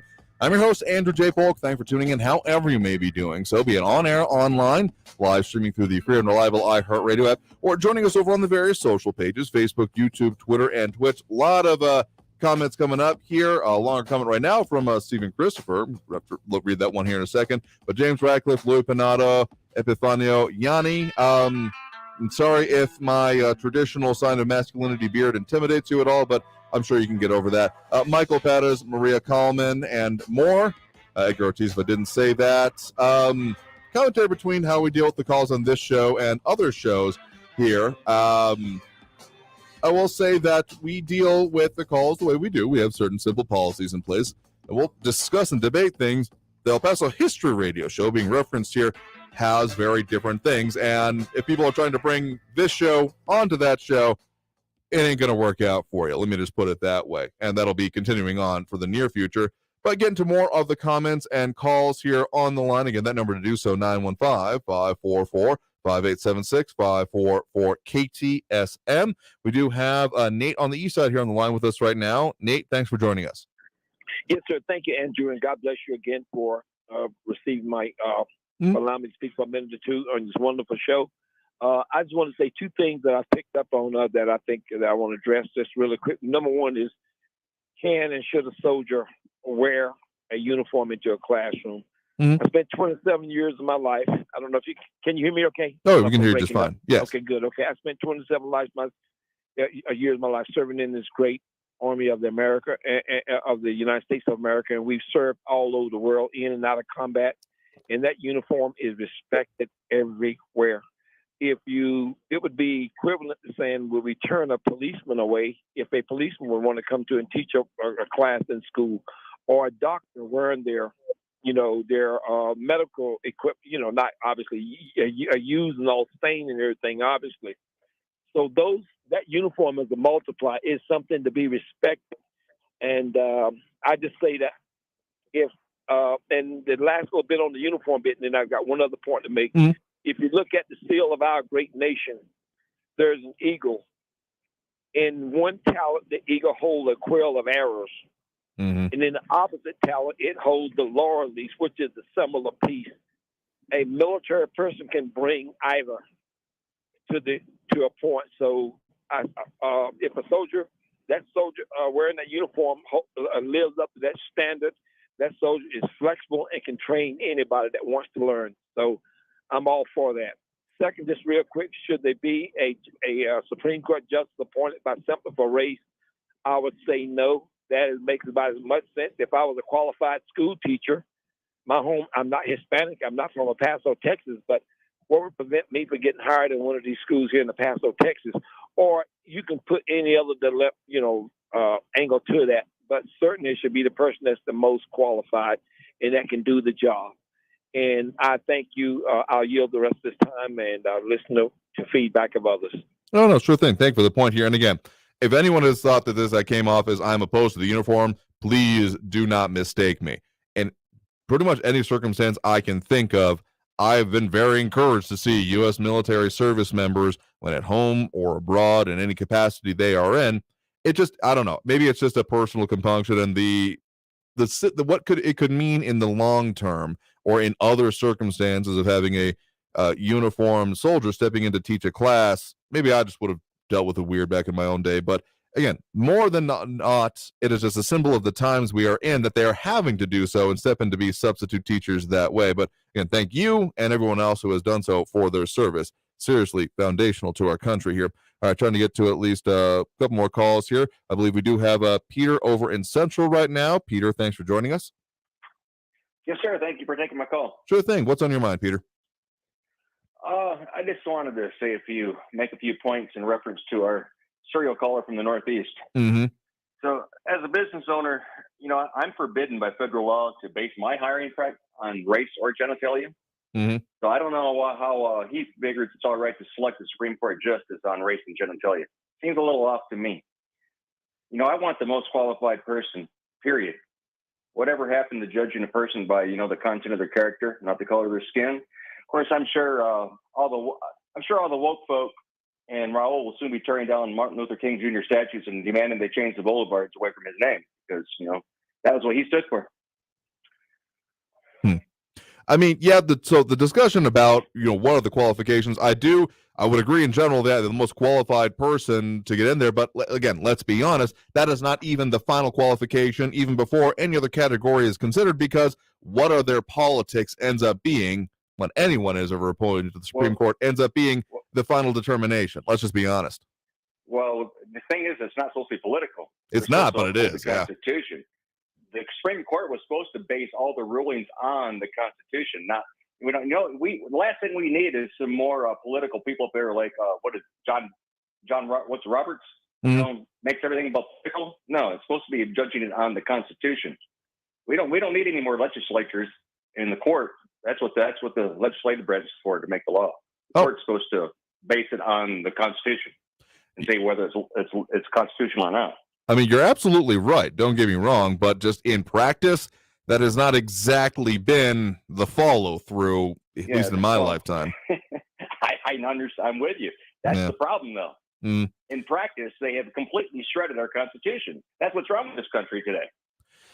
Among many other things, yeah, absolutely. So I thank you for the point in the call. Do appreciate it. I would just like to say, sure. I don't know.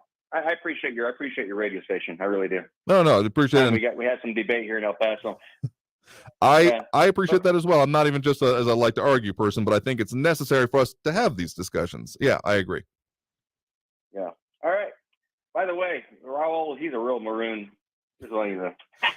All right. Appreciate it. Thank you very much. I mean, okay. So a common misconception about the whole concept of freedom of speech is not that you can say whatever you want and then nothing can happen to you. Like, sure, the government cannot do anything against you. That is the point of the First Amendment. But it does mean that other people can take actions and respond to what you say. That is not oppression on their part. That is them, in turn, exercising their freedom of speech. I think that gets lost a little bit in the common interpretation or modern interpretation of these things. But yeah, the debate and the response to it is integral to the exercise of that right, in my mind. All right, got time for at least one more here this segment. Again, that number to call, 915-544-5876, 544-KTSM. We'll take them through the end of the hour here. We do have Marky over in Central here right now. Marky, thanks for joining us. Hey, Andrew, excellent show as always. I haven't heard all the comments, but I want to say I teach in New Mexico, and we were informed by no means these won't be Army troops, like actual Army, they'll be New Mexico National Guard troops. And by no means will they be wearing BDUs to any school. They will be dressed in civilian clothes with maybe a T-shirt that says New Mexico National Guard or a polo that says New Mexico National Guard. But by no means are they going to be wearing combat boots and being BDUs. That was a guarantee because they could feel, threatened to many of the students that are new, that are minority and things like that don't know really what's going on. But I can tell you that is a fact. And I just wanted to clear that up. Okay, no, I appreciate the clarification there, because I will say the images being put out both by New Mexico public schools and Las Cruces public schools does show them reporting for duty while in full combat dress uniforms, BDUs, boots, and everything. So if they're not going to be in classrooms that way, I guess that allays some of my compunction that I have here. I guess it's not so much what the uniform represents that I'm having the issue with as to what it represents that they are there in uniform that way, about the exercise of power that is essentially happening. That because what we understand is these are New Mexico National Guard. Mm-hmm. Most of them are not on constant actual active duty. Right. They're they do their one weekend a month and then their 2 weekends in the summer.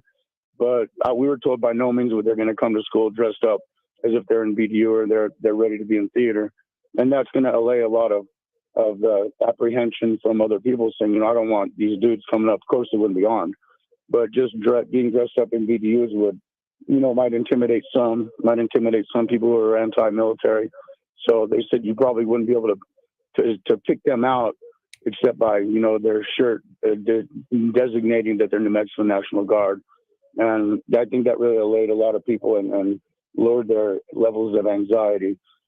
Okay. So I just want to say that. I want to make one more point. Oh, sure. Jerome Tillman would have been a great Supreme Court justice, regardless if he had a degree or not. He had a degree in life. He had a PhD in life. Or I would say to let Raul know, Mark Levin. Oh, I love the comparisons that keep being brought up here. So thank you for the point in the call. I do appreciate it. Thanks a lot, Andrew. Great show. Bye-bye. I appreciate it. Yeah, absolutely. I appreciate the clarification there.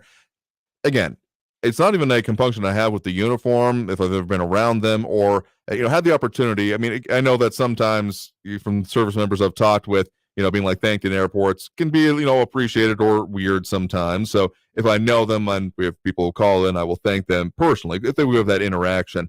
But just stick with me on this line of thought here. Just the exercise of power that comes along with uniformed service members being put into some place, that then coming into the classroom environment, the implications in general, or what it could mean in the long term. I mean, if that were to become a rote thing, that would be changing the nature of what would be happening in the educational setting, to my mind, being less educational, more national service focus. Now, of course, there might be a need for that to be more of a national service focus, but given the compunction that more than a couple of our callers and commentators have had about policies being put forth, you can't just take, a service member at their face value, because they may have their own values and morals and things they bring to that position.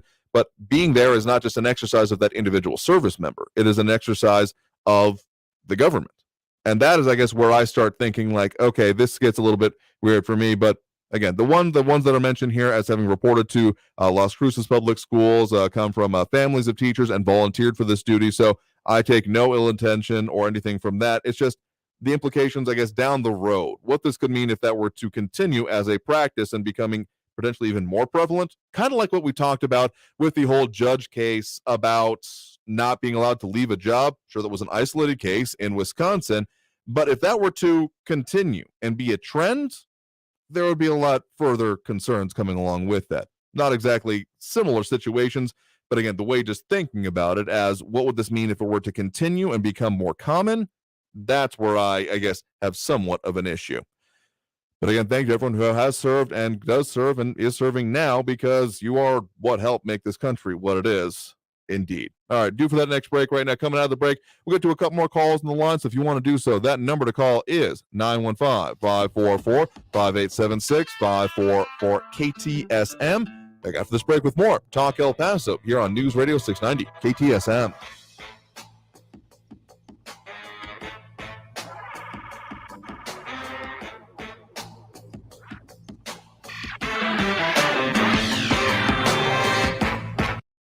News Radio 690.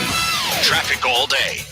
I-10 westbound between Wrestler and Thorne, it's stop-and-go traffic with 5 to 10-minute delays. Zaragoza between North Loop and Rojas, it's slow with 5-minute delays. I-10 eastbound at Executive Center Boulevard, watch for a stalled vehicle blocking the right shoulder. Another stalled vehicle on the 10 westbound at McRae, that's blocking the right shoulder. And the 54 Patriot at Liberty Expressway, another disabled vehicle, it's blocking the right shoulder. Kerry Edwards, El Paso traffic. This report is sponsored by Brake Masters. Have you ever thought that the one thing connecting you between work and family is your car? Brake Masters always thinks this way. It's what we like to call being in Brake Master shape. Download coupons at BrakeMasters.com. Then head home safely again. Brake Masters. We give you an honest break. Washington politicians are getting richer and richer. A report says Nancy Pelosi could be worth as much as $250 million. And Dr. Fauci just revealed he's worth over $10 million. Not bad for working in public service. If you're tired of the hypocrisy, you need to watch Stinchfield. He's on Newsmax every weekday at 8 p.m. Eastern, and everyone is tuning in. Grant Stinchfield exposes the Washington insiders in his series Hypocrites in America. He even names the hypocrites and reveals their secret agendas. You'll also see Michael Savage and Dick Morris giving their take on Stinchfield. So get Newsmax. It's on every major cable system. If your cable operator doesn't carry Newsmax, tell them you want it. Or watch Newsmax free on your smart TV, like Samsung, Vizio, or LG. And streaming on Pluto, Zumo, Roku, and more. Millions are turning off their old media for Newsmax, a trusted source. Watch Stinchfield tonight and find out why. What happens if we find the home we want, but somebody else just got to it quicker? What if we can't sell our existing home on time and we get stuck with 2 mortgages? I know. I've been there, and I have a solution. Listen carefully. You just need to call Brian Birds of eXp Realty. He'll guarantee your home will sell on time, or he's going to buy it himself. You'll get the home you want, and you don't have to worry about getting stuck with a burden of 2 mortgages. Hundreds of home sellers and renters trust Brian, and you can trust him as well. Connect personally with Brian today at 751-1500. That's 751-1500. Or go to brianbirds.com. That's Brian, BURDS.com. Hey, El Paso, have you heard? To sell your home, guaranteed. Call Brian Birds. Go to brianbirds.com. News Radio 690 KTSM. Live from the KTSM AM 690 studios, it's Talk El Paso with Andrew J. Polk. To be a part of the show, call 915-544-KTSM or follow on Facebook at facebook.com/Talk El Paso. Now here's your host, Andrew J. Polk.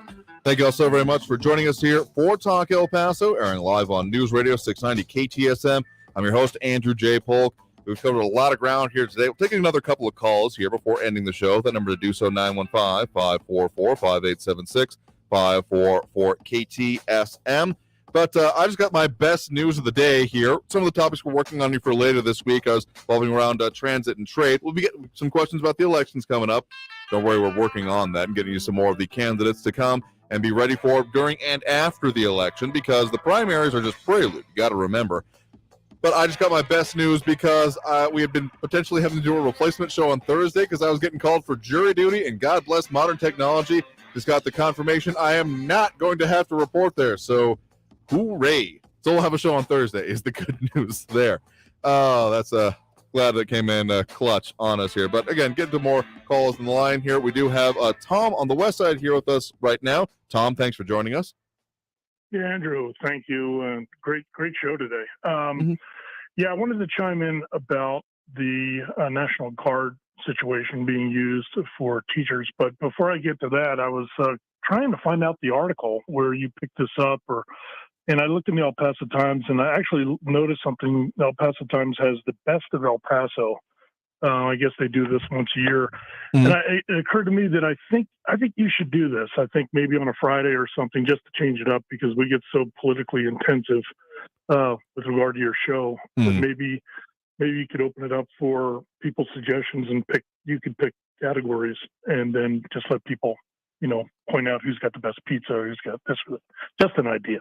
Okay. So, but back to really what I wanted to talk about is, so the National Guard's being deployed as teachers, I guess, because they're short-staffed in like Las Cruces. Is that the deal? Yeah, so this is from our news partners over at KFOX14, so kfoxtv.com.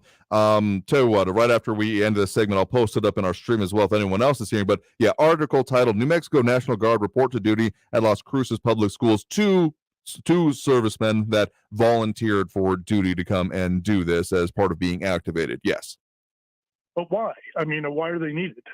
Well, as according to Las Cruces Public Schools, they are needed to fill in as substitute teachers while the district continues to onboard qualified candidates. So part of the larger teacher supply shortage that has been being encountered nationwide, this the particular application of it here within our region. So they're short-staffed, right? Yep. Is that basically it?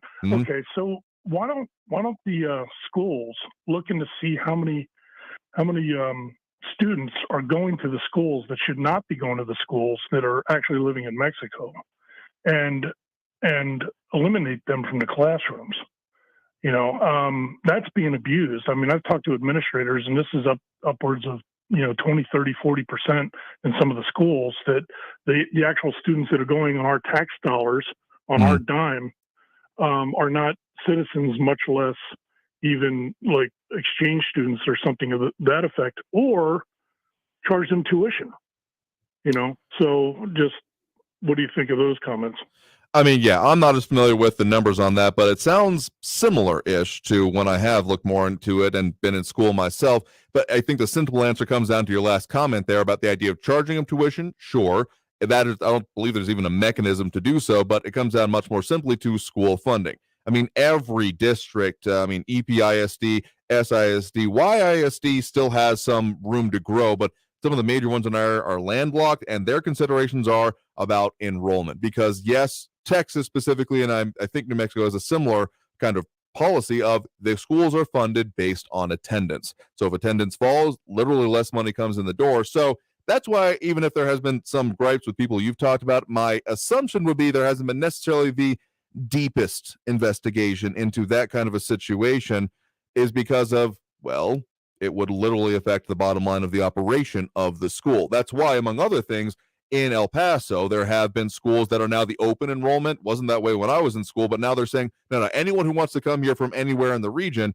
you can come here. Now, not technically supposed to be then open to across the border without certain restrictions, but again, my assumption, not the most in-depth investigation at this point in time because of those factors. But how's that fair to the property taxpayer? You see what I mean? In other words, absolutely. My property taxes are going to pay for people that shouldn't even be in the EPISD or YSD or wherever it is. I mean, you bring up a very decent point there, and it's one that I think, okay, let me just put it this way, and to put a pin in it for this hour, is that these are important issues, and this is why, we're talking about upcoming elections, but people need to remember that as these issues are discussed, what was the voter turnout when we had that election was 3.5%. I'm not saying that you are part of that problem, but I just think that as these issues come up, just keep that in mind about who is then being put into place to make these decisions on the school board, and how are we selecting those, and who is even bothering to be a part of that. So I thank you for the point in the call. We'll have to leave it there for today because we are out of time here for this hour and this show. I want to thank everyone who did comment, call, and participate in the show. You really are what helped make this show what it is, and our discussion about the issues that affect us here in the Borderland. So more shows coming up this week based on the issues including shipping, transit, trade, all of that affecting us in the region. Stay safe out there. Look twice for motorcycles when out on the road, and have a great evening, y'all. See you tomorrow. Traffic all day. News Radio 690. Seeing some slowing for your afternoon commute. I-10 westbound between Wrestler and Thorne. It's heavy stop-and-go traffic. Wrestler Drive northbound is backed up at Mesa Street, back to almost to the 10. Zaragoza has 5-minute delays between North Loop and Rojas. The 54 Patriot at Liberty Expressway, another stalled vehicle blocking the right shoulder. Kerry Edwards, El Paso traffic. Under Governor Greg Abbott, the Texas economy is full speed ahead. Ranked the #1 state for business every year he's been governor. #1 in exporting products all over the world. #1 in businesses moving to the state. And well over 1 million new jobs since the pandemic. Under Governor Abbott's leadership, the Texas economy is the envy of the nation. But under Biden and Beto, Texas would come to a screeching halt. Open borders causing chaos and endangering our safety. Higher taxes hurting families and businesses. The Green New Deal crushing our economy. On March 1st, vote to keep Texas on the right track. Governor Greg Abbott, securing the future of Texas. Political ad paid for by Texans for Greg Abbott. Portions of the following program were pre-recorded. Text and work. Text and pretend to work. Text and act surprised when someone calls you out for not working. Who, me? Text and whatever, just don't text and drive. Visit StopTextsStopWrecks.org. A message from NHTSA and the Ad Council. A ranger station. I'd like to report a bear hug. Okay. I put out my campfire and Smokey Bear hugged me. So you drowned the fire, you stirred it, drowned it again, and felt that it was cold? Uh-huh. Yep, he's just letting you know you did good. Bear hug from Smokey Bear. Status update. I'm gonna let you go now. There are many ways to start a fire, but one sure way to put it out. Learn how you can do your part at SmokeyBear.com. Sponsored by the U.S. Forest Service, Ad Council, and your state forester. KTSM AM El Paso is News Radio 690, an iHeart radio station. News on the hour and a half. Traffic and weather all day. News Radio 690 is KTSM AM El Paso, an iHeart radio station. NBC News Radio, I'm Brian Shook. While folks in the Northeast are cleaning up from this weekend's nor'easter, folks in the central U.S. are bracing for the next major winter storm. The Weather Prediction Center says snow is on the way to Colorado, New Mexico, Missouri, Illinois, Indiana, Ohio, and Michigan. As tensions grow on the Ukraine-Russia border, President Biden says the U.S. is ready no matter what happens. The president's message comes as many are worried Russia will invade its neighbor. Biden has pledged swift and harsh economic sanctions against Moscow if Russia attacks Ukraine. Senators are taking to the floor today to wish Supreme Court Justice Stephen Breyer well on his retirement and to discuss the future of the High Court. I am confident that the president will select an outstanding individual to fill Justice Breyer's seat. After a week-long recess, Senate Majority Leader Chuck Schumer praised Breyer's decades of work and urged the Senate to confirm the next nominee to fill his seat as soon as possible. Senate Minority Leader Mitch McConnell touched on the topic as well, reminding his colleagues that President Biden was elected on his promise to unite a divided country. A district attorney in New York is not filing charges against former Governor Andrew Cuomo. Lisa G. reports. The charges are in connection to an alleged encounter with Virginia Limiatis, who claimed Cuomo touched her chest inappropriately. Oswego DA Gregory Oak said allegations against Cuomo cannot be prosecuted. This is the last of 5 criminal cases that could have been brought against the former governor, and not one has resulted in prosecution. The former chief of staff to Vice President Mike Pence is testifying to the House January 6th committee. CNN reports Mark Short testified to the committee in person during a lengthy session last Wednesday. You're listening to the latest from NBC News Radio. A Virginia company could lose a government contract due to privacy concerns. Rebecca Hubbard has the story. The Treasury Department is reconsidering the use of facial recognition software from a Virginia company. Bloomberg reports officials are looking for alternatives to McLean-based ID.me because of privacy concerns about the software brand. Privacy advocates raised red flags when the Internal Revenue Service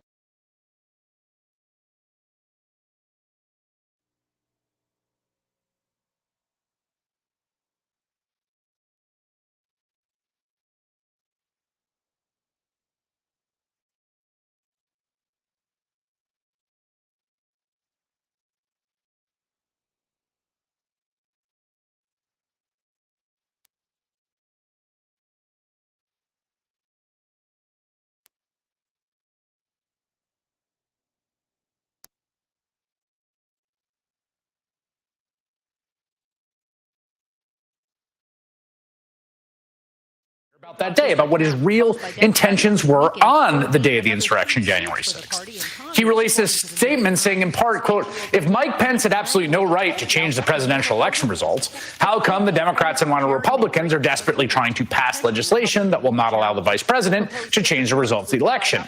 Actually, what they were saying is that Mike Pence did have the right. That power, he could have overturned the election. A Florida teen is giving in his own words. Run for his money.